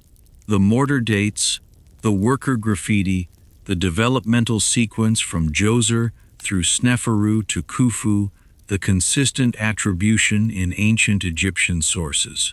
All of this points to the 4th dynasty. The probability that the conventional date is completely wrong, that the pyramid was built thousands of years earlier by an unknown civilization is low. Not zero, but low. The pyramid was built by an organized, paid, managed workforce of approximately 20 to 30,000 people working in rotating shifts over approximately 20 years. This is not speculation. It is the result of careful excavation of the workers' village and detailed analysis of the logistical requirements of the construction. The pyramid contains 3 main chambers, 4 shafts, and a previously unknown large void above the grand gallery. The shafts are oriented towards specific stars as they appeared at approximately 2,500 BCE. The chambers show no evidence of use. No mummy, no inscriptions, no funerary goods in the king's chamber. The pyramid's dimensions encode mathematical relationships, pi, phi, a correspondence to the Earth's polar radius that are either intentional or coincidental. The precision of this encoding is consistent with sophisticated mathematical knowledge, either possessed by the 4th dynasty Egyptians or inherited from an earlier tradition. The alignment of the pyramid to true north is accurate to approximately 3.5 arc minutes, a precision achievable through careful astronomical observation of the circumpolar stars. The Sphinx shows erosion features that some geologists interpret as water erosion from a wetter climate, which would require a construction date earlier than the conventional 4th dynasty dating. Other geologists and Egyptologists dispute this interpretation. The debate is unresolved. The Orion correlation, the correspondence between the 3 Giza pyramids and the 3 belt stars of Orion, is real. The correspondence is best at approximately 10,500 BCE. If the precessional argument is correct, the significance of this correspondence is disputed. The ancient Egyptians themselves claimed a history extending back to the Zep Tepi the first time, which they described as an age of direct divine rule, preceding the historical dynasties by tens of thousands of years. The Turin King list records divine and semi-divine dynasties, with reigns lasting tens of thousands of years before the historical pharaohs. The roots of Egyptian civilization extend into the Green Sahara, to the cattle herders and monument builders of the African humid period, who contributed their traditions and knowledge to the Nile Valley communities as the Sahara dried. The Nabta Playa stone circle, dated to approximately 6,000 years ago, shows sophisticated astronomical knowledge in a pre-dynastic Saharan context. What we do not know. We do not know with certainty what the Great Pyramid was for. The tomb hypothesis is the mainstream answer, but is not fully consistent with the evidence from the King's Chamber. We do not know how the most precise stonework, the casing stone joints of 0.02 mm precision, the granite work of the King's Chamber, was achieved with the tools conventionally attributed to the 4th dynasty. We do not know what is in the large void above the Grand Gallery, or what is beyond the stone slabs at the ends of the Queen's chamber shafts. We do not know whether the Sphinx is older than the conventional dating, or whether Schoch's water erosion interpretation is correct. We do not know whether the Zep Tepi refers to an actual historical period of sophisticated human activity that preceded the conventional beginning of Egyptian civilization, or whether it is a theological concept, the eternal divine past, rather than a claim about historical fact. We do not know whether the mathematical relationships in the pyramid's dimensions are intentional encodings of specific knowledge or coincidental correspondences. And we do not know whether the civilizational tradition that produced the Great Pyramid extends back through the Green Sahara and the Younger Dryas to a world we have not yet found. A world that may be preserved in fragments in the underwater archaeology of the Mediterranean coast and the Nile Delta, or in the unexplored rock shelters and buried sites of the Sahara, or in the traditions of the Egyptian priests who told the Greeks that their history was vastly longer than anything the Greeks had access to. The honest accounting produces a picture that is neither as settled as the conventional account suggests, nor as overturned as the alternative account claims. The pyramid is genuinely mysterious, not in a supernatural sense, not in a sense that requires alien builders or advanced technology of a kind we cannot identify, but mysterious in the sense that the most studied monument in the world still contains questions that the most careful scholarship has not resolved. And that mystery, that genuine evidence-based scholarly uncertainty, is worth sitting with in its own right, not as a failure of knowledge, as a feature of the landscape, as one of the places where human understanding has genuinely not yet reached the full complexity of what humans once built. Let me spend some time now with the specific experience of being in Egypt and being near the pyramid, because I think the physical reality of the monument says something that the scholarly debate cannot fully convey. People who have stood at the base of the Great Pyramid, not in a photograph, not in a documentary, but physically present with the stone in front of them, consistently report something that is difficult to articulate. Not a supernatural experience, not a mystical one. Something more fundamental. The visceral reality of a thing so large that scale loses its normal meaning. We experience scale through comparison. A tree is tall relative to a person. A building is large relative to a tree. A mountain is immense relative to a building. Our sense of what is large and what is not is calibrated by experience, by the accumulated reference points of a lifetime of living in a human-scaled world. The Great Pyramid defies this calibration. It is so much larger than anything in ordinary human experience that the mind cannot process it as a single object. It becomes instead a landscape, a terrain that you move through, rather than a thing that you look at. And when you look at individual stones, when you put your hand on a limestone block and feel its texture and its size, and then look up at the courses of similar blocks rising above you, the arithmetic becomes not abstract, but physical. 2.5 million blocks, each one this size, stacked in this arrangement, and this going on in every direction for the full height of the monument. The weight of that, not the metaphorical weight, but the actual physical weight, the 2.5 million tons of stone pressing down on the bedrock of the Giza plateau, is something the body registers differently from the mind. The mind can hold the number. The body standing at the base feels something the number does not convey. What did the people who built this feel working on it? What did the workers who dragged the blocks up the ramps experience when they looked down from the growing height and saw the plateau spreading out below them and the Nile glinting in the distance? What did the architects feel when they checked the alignment and found it accurate to the arc minute and understood that what they were building was working as they had designed it? We cannot know. The experience of the builders is gone with the builders. What remains is the stone, but the stone is sufficient. The stone is in its own way the experience. 12,000 years or 4,500 years. The duration does not change what the stone is. It is here. It is real.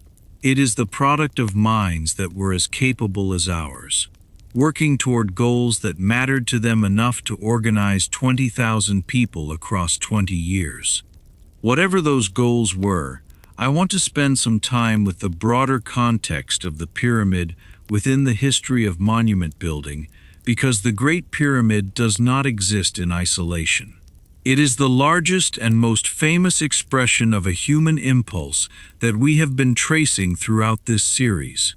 At Göbekli Tepe, 12,000 years ago, hunter-gatherers organized themselves to build T-shaped pillars and carve them with the images of the animals of their cosmological world. The impulse was cosmological, the need to embody in stone the understanding of the world that the community held most sacred. At the Giza Plateau 4,500 years ago, or perhaps much longer, an organized state directed the labor of tens of thousands of workers toward the construction of 3 pyramids that mirror the belt stars of Orion that are aligned to true north, with extraordinary precision that encode in their dimensions the mathematical relationships of the universe. The impulse is the same. The scale is enormously larger. The social organization required is incomparably more complex. But the underlying human drive, the need to say something important in a material that will outlast the people who build it, to fix in stone a relationship between the human world and the cosmic order, is continuous. From the carved limestone pillars of Göbekli Tepe to the pyramids of Giza, a line can be drawn. Not a direct line. There are thousands of years and hundreds of cultures and countless transformations between them. But a line nonetheless, a thread. The thread that we have been following throughout this series. The thread of the tradition that tried to remember, to preserve, to transmit across the catastrophe of the Younger Dryas, the knowledge that was most important to preserve. Whether the Great Pyramid is part of that tradition, whether it is a direct expression of the knowledge that survived the Younger Dryas transmitted through the Green Sahara cultures and the Naqada tradition and the pre-pottery Neolithic monuments of the Fertile Crescent, is not demonstrable from the current evidence. But the structural similarity is real. The impulse is real. The result? A monument of extraordinary precision and scale, oriented to the stars and coding mathematical relationships, built to last, is real, and we are still standing at its base, still holding our hand against the warm stone, still asking what it means. Let me do something I rarely do in these videos. Let me tell you what I think, not what the evidence proves. We have been careful about that throughout tonight. Not what the alternative researchers claim or what the mainstream dismisses. What I actually think, sitting with all of this in the quiet. I think the Great Pyramid was built during the 4th dynasty of ancient Egypt. The evidence for this is substantial and coherent, and the alternative, an earlier unknown civilization, requires assuming the existence of something that has left no other clear material trace. I think the pyramid was not primarily a tomb. The evidence from the king's chamber, the absence of inscriptions, the absence of a mummy, the unsealed sarcophagus, is too anomalous for the conventional funerary explanation to be fully satisfying. The pyramid was doing something else, or something more than providing a resting place for a pharaoh's body. I think the 4th dynasty Egyptians possessed a level of mathematical and astronomical knowledge that the conventional account has underestimated. The precision of the monument, the alignment, the mathematical relationships, the stellar orientations, implies capabilities that go beyond what the surviving texts of Old Kingdom Egypt directly attest. Whether those capabilities were developed independently by the 4th dynasty or inherited from an earlier tradition, I do not know. I think the roots of Egyptian civilization extend significantly deeper than the conventional account acknowledges. Back into the Green Sahara, back into the cultures of the African humid period, back to traditions that are only partially visible in the archaeological record. The Zep Tepe may be a genuine historical memory, attenuated, mythologized, overlaid with theological interpretation of a deeper civilizational past.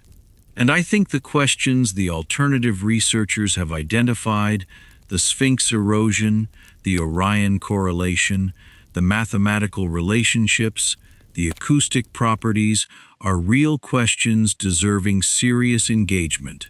Even if the specific answers the alternative researchers propose go beyond what the evidence currently supports. These are my honest opinions. I hold them loosely.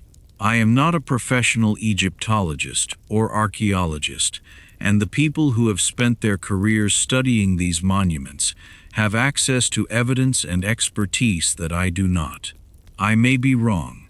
I am likely wrong about some of this, but in the small hours of the night, holding the question as carefully as I can, this is where I land. The pyramid is older than its conventional date, in the sense that matters most. not 4,500 years old, but the product of a tradition that is at least 10,000 years old, and perhaps much older. Whether the specific structure we see at Giza was built during the 4th dynasty or earlier, it expresses a knowledge and an impulse that goes back much further than any individual construction date. It is the expression of the long human project of trying to understand the world, of trying to say what is most important in a form that will endure, of building something that will outlast the builders and speak to whoever finds it. It speaks to us. Every night that someone lies awake wondering about the Great Pyramid, the monument is doing what its builders intended. It is saying, pay attention, there is something here. Look at the stars. Consider the mathematics. Hold the question. We are holding it. Let me spend more time with the experience of the monument at night, because I think there is something in the specific quality of the darkness at Giza that is relevant to everything we have been discussing. The Giza Plateau in the hours before dawn is one of the oldest inhabited landscapes on Earth. Human beings have been sleeping and waking and looking at these stones for at least 4,500 years. And if the alternative researchers are right, for much longer than that. The stones have been here through all of it, through the New Kingdom and the Late Period, and the Greek and Roman occupations, and the Arab conquest, and the Ottoman Empire, and the colonial period, and the independence of modern Egypt, through all the wars and floods and famines and plagues and political transformations that have swept over this region since the monument was built. The pyramid does not care about any of this. It does not care about Khufu or Khafre or Alexander the Great or Napoleon Bonaparte or the tourists who photograph it every morning. It is simply there, pressing its weight against the bedrock of the plateau, pointing to the stars it was built to point toward, maintaining year after year, millennium after millennium, the alignment to true north that its builders worked so hard to achieve. There is something almost unbearable about that continuity. The persistence of a thing across all the change that has happened around it. Every civilization that has encountered the pyramid has had to grapple with it. The later ancient Egyptians visited it as a sacred site and left graffiti on the casing stones. Grateful visitors paying their respects to the work of their ancestors. The Greeks and Romans visited it and were astounded. The Arab scholars of the medieval period developed elaborate theories about what it contained and what it was for. The European explorers of the Renaissance and the early modern period competed to be the first to penetrate its interior chambers. The British and French imperialists of the 19th century stripped it of its casing stones and carried off its secrets to museums in London and Paris. And yet, the pyramid endures, diminished. The casing is gone. The capstone is gone. The smooth white surface that made it appear as a continuous mountain of stone is gone, but structurally intact. The chambers are still there. The alignment is still there. The mathematical relationships are still there. Whatever the pyramid is trying to say, it is still saying it. I want to spend some time with the specific question of consciousness, not in a mystical sense, but in a practical one. What does it mean to stand in the king's chamber and experience the space? The king's chamber, as we have discussed, has specific acoustic properties, but it also has specific visual properties. The granite walls are a deep mottled pink, not uniformly colored, but varied with crystals that catch light differently depending on the angle. In torchlight or lamplight, which is how the space would have been illuminated when it was in use, the walls would have appeared to move, the crystals shifting from dark to bright. As the flame moved, the shadows changing, the surface appearing almost liquid. The room is sealed. There are no windows, no openings to the outside except for the narrow shafts that point to specific stars. In the interior of the king's chamber, with the entrance sealed and only a lamp burning, you are in a space that is defined entirely by its stone. The outside world does not exist. The noise of the wind, the sounds of the city, the light of the sun, none of these penetrate. There is only the granite and the flame and the sound of your own breathing echoing slightly in the resonant space. What was done in this room? What rituals? What ceremonies? What initiations or astronomical observations or royal performances took place in this space that was so carefully designed and so precisely built? We do not know. The answer is not preserved in the texts. The later Egyptian religious texts, the pyramid texts, the coffin texts, the Book of the Dead, describe the afterlife journey in elaborate detail. But they do not describe rituals conducted in specific pyramid chambers. The practices that took place in the king's chamber, if any did, are not documented. What we can say is that the space was designed to be inhabited, not abandoned after construction, not simply a sealed void. The king's chamber is a room. It has a floor you can stand on, walls you can touch, a ceiling that creates a specific enclosed volume. It was made to be in. Whatever was done in it, someone was here. And sitting with the specificity of that human presence in this space, 4,500 years ago or more, is one of the most moving things about the pyramid, for me personally. Not the engineering or the mathematics or the astronomical alignments, impressive as all of those are, but the presence, the fact that someone stood here in this room, in this granite, and whatever they believed about the world, they believed it strongly enough to build this around themselves. They built the room first. Then they built the pyramid around it. 2.5 million blocks of stone arranged with extraordinary precision, surrounding a room that is roughly 5.5 meters wide, 10 meters long, and 5.5 meters tall. The room is the point. The pyramid is the vessel. Whatever was in the room, whatever ceremony or knowledge or ritual or observation the builders considered important enough to protect with the largest stone structure ever built, was the reason for all of it, and we have not found it. Not the mummy, not the texts, not the objects. If there was ever anything in the king's chamber beyond the granite sarcophagus, it was removed at some point before recorded history caught up with the monument, or it was never there, and the room's function was not storage, but performance. Or, and this is the possibility that the alternative researchers have sometimes gestured toward without stating clearly, what was in the king's chamber was not an object, but a condition, an acoustic state, an astronomical alignment, a specific configuration of the space that could only be achieved in the room as it was designed. That required the room to be exactly these dimensions and exactly this material. And that was the purpose toward which everything was built. The room as instrument, the pyramid as the instrument's housing, and the knowledge of how to play the instrument, of what to do in the king's chamber to achieve the intended effect, was the knowledge that the tradition was preserving and transmitting. The architectural knowledge was not the secret. The king's chamber was not hidden. What was hidden was the use. This is entirely speculative. I want to be clear about that. There is no direct evidence for this interpretation.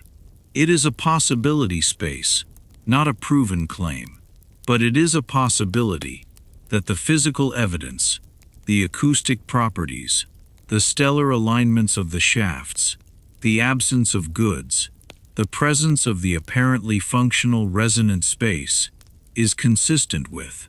And that consistency, the fact that the evidence is consistent with the pyramid being designed as a ritual instrument rather than a tomb, is worth acknowledging even if it cannot be proven. The pyramid is not well explained as a tomb. It may be well explained as something else. What that something else is, we are still working out. Let me come back now to the question of knowledge and transmission, because it connects everything we have been discussing in this video back to the broader themes of this series. The ancient Egyptians said their knowledge came from the Zep Tepi. The Sumerians said their knowledge came from the Apkallu, the beings from before the flood. The builders of Göbekli Tepe, if the warning hypothesis is correct, were trying to transmit their knowledge to whoever came after the catastrophe. All of these traditions are about the same thing: knowledge that predates the catastrophe, knowledge that needed to be preserved, knowledge that was encoded in monuments, in texts, in the structural relationships of stone and star, because knowledge held only in human memory is vulnerable to exactly the kind of disruption that the catastrophe produced. The Great Pyramid in this reading is not just a monument to the pharaoh Khufu or to the Egyptian civilization of his time.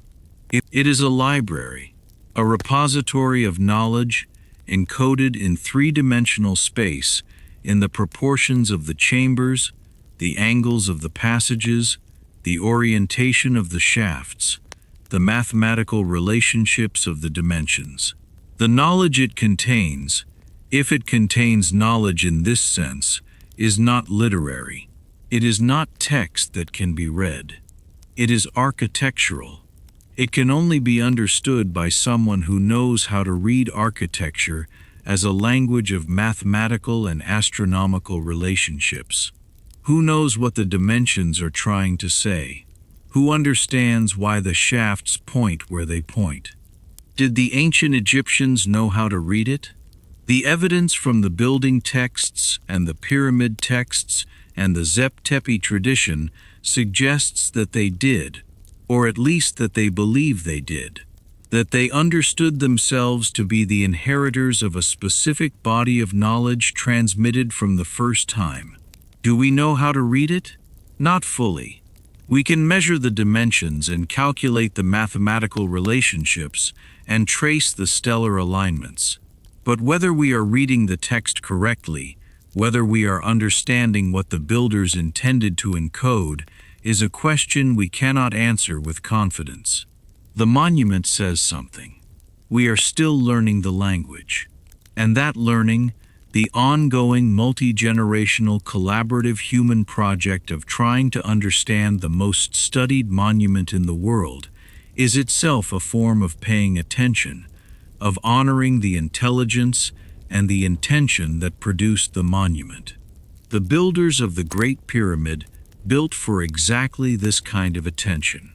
They built something that would demand careful study for as long as it stood, something that would reward sustained inquiry with deeper and deeper levels of apparent meaning, something that would resist easy explanation and require the most serious intellectual engagement. They succeeded. The pyramid has been demanding serious intellectual engagement for more than 4,000 years. It is demanding it right now. And whatever the answer to the question of its age and purpose turns out to be, the fact that we are still asking the question, still bringing our best tools and our most careful thinking to bear on a structure that was built before writing, is itself a form of tribute to what was built. We are worthy receivers of the transmission, even if we have not yet fully decoded what was transmitted. I want to spend our final stretch of tonight with something that is not about the pyramid specifically. It is about what the pyramid makes us feel, about the specific quality of attention that very old things demand, and about what it means to be the kind of creature that built the Great Pyramid, or that tried to understand it across the full span of the human story. There is a particular emotion that I do not think has a good name in English. Some languages come closer. The Japanese word mono no aware, the bittersweet awareness of impermanence, the feeling that beautiful things are beautiful partly because they will not last, gets at something. The Portuguese word saudade, a longing for something absent, a nostalgia for something that may never have been, gets at something else. What I mean is the feeling you get when you stand at the base of the Great Pyramid and try to hold in your mind the full weight of what you are looking at. The feeling that something very significant happened here, something that produced this and that whatever that something was, it is no longer fully accessible, that the knowledge, the intention, the specific understanding of the world that made this necessary, all of that is gone. What remains is the stone, and the stone is beautiful. The stone is magnificent. The stone is one of the most extraordinary material productions in the history of the species. But the stone is not the thing. The stone is the vessel, the thing itself, the knowledge, the intention, the cosmological understanding that made the vessel necessary is what we cannot fully recover. That loss, combined with the recognition of what was lost, that is the emotion I am reaching for. The awareness of absence in the presence of the most studied monument in the world. It is, I think, the same emotion that the ancient Egyptians were trying to address with the concept of the Zep Tepi, the first time the divine age, before the historical period, is not present, but its effects are the patterns, established in the first time, are still operative. The mathematical relationships, the astronomical alignments, the sacred geometries, all of these are expressions of a knowledge that was established before the human period, and that the pyramid is trying to keep alive. The pyramid says, the Zep Tepi happened. Something was established there that matters. We have tried to encode it in stone so that it will persist, even when the people who understood it are gone. And the pyramid was right to try. Whatever the Zep Tepi was, whether it was a historical period, a theological concept, or a mythologized memory of the Green Sahara cultures and the pre-Younger Dryas world, the attempt to preserve it in stone has succeeded. The stone is still here. The mathematical relationships are still here. The astronomical alignments are still here. Whatever was most important about the Zep Tepi tradition, the pyramid has preserved it across 4,500 years of human history. Whether it has preserved it in a form we can still read is the question. Let me talk about the specific stars that the shafts of the king's chamber were pointing to, because I want to make the astronomical dimension of the pyramid feel more concrete. The southern shaft of the king's chamber, the shaft that exits through the south face of the pyramid, points at an angle of approximately 45 degrees above the horizontal. When you trace this angle outward and calculate where it would have pointed at the time of the pyramid's construction, in approximately 2500 BCE, it aligns with the culmination, the highest point in the sky, of the star Alnitak. Alnitak is the lowest of the three belt stars of Orion. It is the star that Bauval identifies as the one mirrored by the Great Pyramid itself in the Orion correlation. The southern shaft of the king's chamber points toward the star that corresponds to the pyramid in the terrestrial celestial map. There is a self-referentiality to this that I find remarkable. The pyramid points to the star that it represents. The monument in some sense knows what it is. It knows its place in the cosmic map that the Giza plateau embodies. The northern shaft of the king's chamber points at approximately 32 degrees above the horizontal. At the time of construction, this angle aligned with Thuban, the star in the constellation Draco that served as the pole star of the era, the star closest to the celestial North Pole in 2500 BCE. A shaft pointing to the pole star from the burial chamber of the pharaoh. The pharaoh's soul in Egyptian belief was destined to join the circumpolar stars, the stars that never set, that move around the pole in eternal circles without ever descending below the horizon. These stars, never setting, represent eternal life. The northern shaft points the pharaoh's soul towards the eternal. The southern shaft of the queen's chamber points at approximately 39 degrees. At approximately 2500 BCE, this angle aligns with the star Sirius, the brightest star in the sky, associated in Egyptian religion with the goddess Isis and with the annual Nile flood. The helical rising of Sirius, its first appearance above the horizon in the pre-dawn sky after a period of invisibility, marked the beginning of the Egyptian New Year and heralded the annual inundation of the Nile. The northern shaft of the Queen's chamber points at approximately 39 degrees in the opposite direction.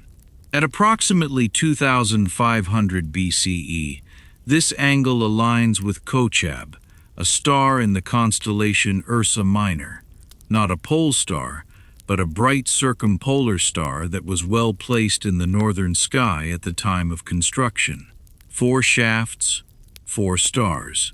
Orion's Alnitak, Thuban, the pole star, Sirius of Isis, Khochab of the northern sky. Orion is Osiris, the god of the dead, the divine king, the constellation of resurrection. Sirius is Isis, the goddess of wisdom and magic, Osiris's wife, and the one who restored him after his murder. Thuban is the eternal, the pole star, the fixed point around which everything rotates, the symbol of the soul's destination. And Khochab is the circumpolar guardian, always visible, never setting, a reference point of permanent presence in the northern sky. The pyramid is built around the cosmological map of the afterlife. The shafts are the roads the soul travels. The chamber is the departure point, and the 4 stars are the destinations and the guides. This is theology expressed in architecture. Not abstract theology, not propositions about the nature of the divine written in a text, but embodied theology. Theology you can stand inside. Theology that uses the actual stars as its vocabulary, that encodes the relationship between the earthly and the divine in the angle of a shaft through 2.5 million tons of stone. Whatever its date, whatever its full purpose, whatever the knowledge that lies behind its design, the pyramid is an extraordinary act of communication. Not communication between pharaoh and subjects, or between king and gods in the abstract. Communication between the builder's understanding of the universe and the physical structure of the world. An attempt to make the invisible visible, to make the cosmic tangible, to fix in stone the relationships that the builders considered most fundamental. That attempt, regardless of its specific date or its full success or failure, is one of the most magnificent things the human species has ever done, and it is still doing it. Every morning the sun rises over the Giza plateau, and the shadow of the Great Pyramid falls across the desert, and the pyramid is still there, still aligned, still pointing to the stars it was built to point toward. 4,500 years of mornings, and still. Let me think about what it means to inherit this. We, the people alive today, reading and watching and listening to the accumulated scholarship and speculation about the Great Pyramid, did not build it. We did not choose to receive the tradition it represents.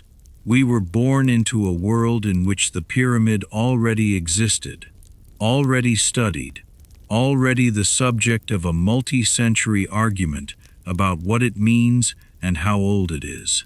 But we are the inheritors of it nonetheless. Every generation inherits the monuments of the previous generations, not just the physical monuments, but the intellectual monuments, the accumulated understanding of what those physical monuments mean, and how they fit into the larger story of human achievement.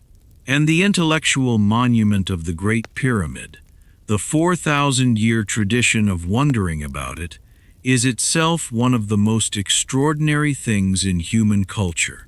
The ancient Egyptians wondered about it. The Greeks who visited it wondered about it. The Arab scholars of the medieval period wondered about it. The European explorers of the early modern period wondered about it. The Egyptologists of the 19th and 20th centuries wondered about it. And the researchers of the present day, mainstream and alternative alike, are still wondering about it. That continuity of wondering, the fact that the same questions have been asked in different languages, in different cultural frameworks, by different methods for 4,000 years, is itself a kind of monument. A monument to human curiosity, to the capacity of the human mind to sustain a question across centuries, to keep asking even when the answer is elusive, to return again and again to the same stone and ask it what it means. You are part of that tradition tonight, not because you have studied Egyptology, or because you have been to Giza, or because you have read the relevant technical literature, simply because you are lying in the dark at whatever hour this is for you, wondering about the Great Pyramid. That wondering, that simple, persistent human act of wondering about very old things, is the thread that connects you to every person who has ever done the same. To the tourists of the Roman Empire who came to Giza and scratched their names on the casing stones. To the Arab caliphs who spent fortunes trying to discover the pyramid's secrets. To the French savants who accompanied Napoleon's Egyptian expedition in 1798 and produced the Description de l'Égypte, the first systematic modern study of Egypt's monuments. To the Egyptologists of the last 2 centuries who have measured and mapped and argued and slowly built the picture we have today, all of them were doing what you are doing, holding the question, turning it over, trying to hear what the stone is saying. What is the stone saying? I think, and this is my own sense held loosely, the stone is saying something like this: we were here. We understood things. We built this so that something of what we understood would survive us. We could not know who would find it or when, but we trusted that someone would. We trusted that the capacity for this kind of attention, for this kind of sustained, serious, reverent wondering about the world and our place in it, would persist in the species, whatever else was lost. We trusted the future with something important, and the future received it. You received it. Whatever the pyramid means, whatever the full story of its construction and purpose turns out to be, the transmission was successful. The vessel crossed the gap. The message arrived. We are reading it still. There is a specific quality of the desert night in Egypt, in the region around Giza, that I want to invoke before we begin to let the night go. The desert at night is cold, not the cold of northern winters, not the damp cold that chills the bones, the dry cold of a place that has no water to hold the day's heat, where the temperature drops sharply after sunset and the air becomes clear and still in a way that air with moisture in it never quite achieves. In that dry, clear, cold air, the stars are extraordinary. The Milky Way is not a suggestion, but a fact, a visible structural feature of the sky, a river of light dense enough to cast a faint shadow. The planets are bright enough to read by if you hold a page at the right angle. The horizon is sharp and flat. the desert stretching away in every direction without the interruption of hills or trees, giving the sky its full extent from due east to due west. And somewhere in that sky, depending on the season, depending on the hour, Orion is there. The hunter, the constellation of Osiris, the divine king who died and was dismembered and was restored and became the Lord of the Eternal. 3 belt stars in a slightly curved line. 2 brighter stars above for the shoulders, 2 below for the feet. The red supergiant Betelgeuse marking the right shoulder. The blue-white Rigel marking the left foot. The same Orion that the pyramid was built to mirror. The same configuration that has been in the sky since long before the pyramid was built, that will be in the sky long after everything human has returned to dust. The stars do not change on human timescales. They were the same stars that the 4th dynasty workers saw when they looked up from their ramps and their sledges and their calculations. They were the same stars that whoever came before the 4th dynasty saw, if anyone did. They are the same stars that Khufu saw. If Khufu was a real person who stood here and looked up in the years his workers were raising the monument that would eventually bear his name. And they are the same stars that are overhead right now. Wherever you are, above whatever ceiling separates you from the night sky. The sky connects us to the pyramid in the most literal sense. The light from those stars is real physical light. Photons that have been traveling for hundreds of years, or thousands of years, or in the case of the more distant stars, millions of years, and that are arriving at the Earth right now. Some of those photons are hitting the granite of the king's chamber. Some are hitting the limestone of the plateau. Some are hitting the closed eyes of someone lying awake in the dark, in their particular place, at their particular hour. You are receiving the same light that the builders received. That is not metaphor. That is physics. The light from Alnitak, the star that the king's chamber southern shaft was pointing toward, is arriving at Earth right now. And some of it is falling on the same latitude where the pyramid stands. And some of it is falling on you. The pyramid was built partly to mark this relationship, to make permanent in stone the acknowledgement that the sky and the earth are in relationship, that the lights overhead are not random or indifferent, but a part of a pattern that includes us, that we are part of the cosmos, not just philosophically, but physically, connected to the stars by the light they emit and we receive. The builders of the pyramid understood this. Whatever else they understood or did not understand, they understood this, and they built it into their monument with a care and a precision that 4,500 years of weather and human interference has not diminished. We are still in relationship with the same stars. The night is very deep now. The questions are very large, and the pyramid is very old. Let us begin to let it rest. The pyramid does not need your understanding to endure. It has been enduring without anyone's understanding for 4,500 years. It will continue to endure long after tonight's wondering is resolved into sleep, and then waking, and then the ordinary pressures of a day that has nothing to do with ancient Egypt. But the wondering, the specific act of attention you have brought to this tonight, has done something.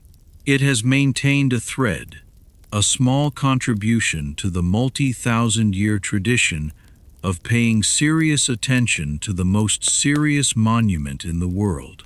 It has added one more night of wondering to the accumulated archive of human wondering about the Great Pyramid. That is not nothing. In the context of what the pyramid is asking of us, sustained, careful, reverent attention, every night of honest wondering is a contribution. Let your body settle. Now feel the surface beneath you. The ordinary weight of yourself carried by whatever surface is holding you. A mattress, a floor, a reclining seat. Whatever specific physical reality is between you and the earth tonight. The earth beneath you has been carrying human beings for a very long time, in the Nile Valley, for tens of thousands of years, in the region around Giza, specifically for at least as long as the pyramid has stood. All those generations of people lying down at the end of the day, letting the earth carry them for the hours of unconsciousness, the pyramid was there for all of them, watching in a sense, not with consciousness or intention, but with the simple persistence of a very large thing that has not moved. The same thing in the same place through all of it. Let the king's chamber be quiet. Let the granite walls hold their coolness and their slight resonance, waiting for whatever sound might activate them, which tonight in the stillness is none. Let the shafts point to their stars without anyone watching, Alnitak in the south, Thuban in the north. The relationship maintained whether observed or not. Let the Sphinx sit on its haunches in the dark of the Giza plateau, facing east toward a sunrise that is still hours away. The missing nose, the weathered face, the enormous body carved from the living rock of the plateau, sitting as it has been sitting through all the centuries and all the changes and all the questions about how old it really is. The Sphinx is patient. It has been sitting for at least 4,500 years. A little longer tonight is nothing to it. Let the green Sahara be what it was. Green and warm and full of the sounds of cattle and birds and the people who lived across it for 5,000 years before the desert closed in. And they moved to the river and began slowly to build what would eventually become the world's oldest surviving civilization. Let the Zep Tepi be what it was. A first time, a golden age, a moment when the pattern was established that all subsequent Egyptian civilization was trying to perpetuate. Whether it was history or theology, it mattered to the people who built the pyramid. It gave them a framework for understanding what they were doing and why. Let the stars continue their slow processional drift. The celestial North Pole tracing its 26,000-year circle through the sky. The constellations gradually shifting their positions relative to the solstice points. The great clock of the heavens ticking at a pace that makes human history seem instantaneous. All of this is still happening. The procession continues. The stars drift. The pyramid stands. And you are here at the end of a long night, of wandering somewhere in the world, at your particular hour, in your particular life. You are part of the long tradition of people who have wondered about the Great Pyramid. And you are part of the even longer tradition of people who have wondered about their place in the universe, who have looked up at the stars and felt the question without being able to articulate it, who have built things larger than themselves in the attempt to say something that ordinary life cannot contain. That tradition is what you are, not the individual person lying in the dark. The tradition, the long human impulse to pay attention to the things that matter most, to build something that will outlast you, to send something forward into a future you cannot see. The builders of the Great Pyramid trusted the future with something important. You received it. That is enough. That is in its quiet way extraordinary. Let your breathing slow. There is nothing you need to understand right now. The pyramid will still be in the desert when you wake up. The Sphinx will still be sitting.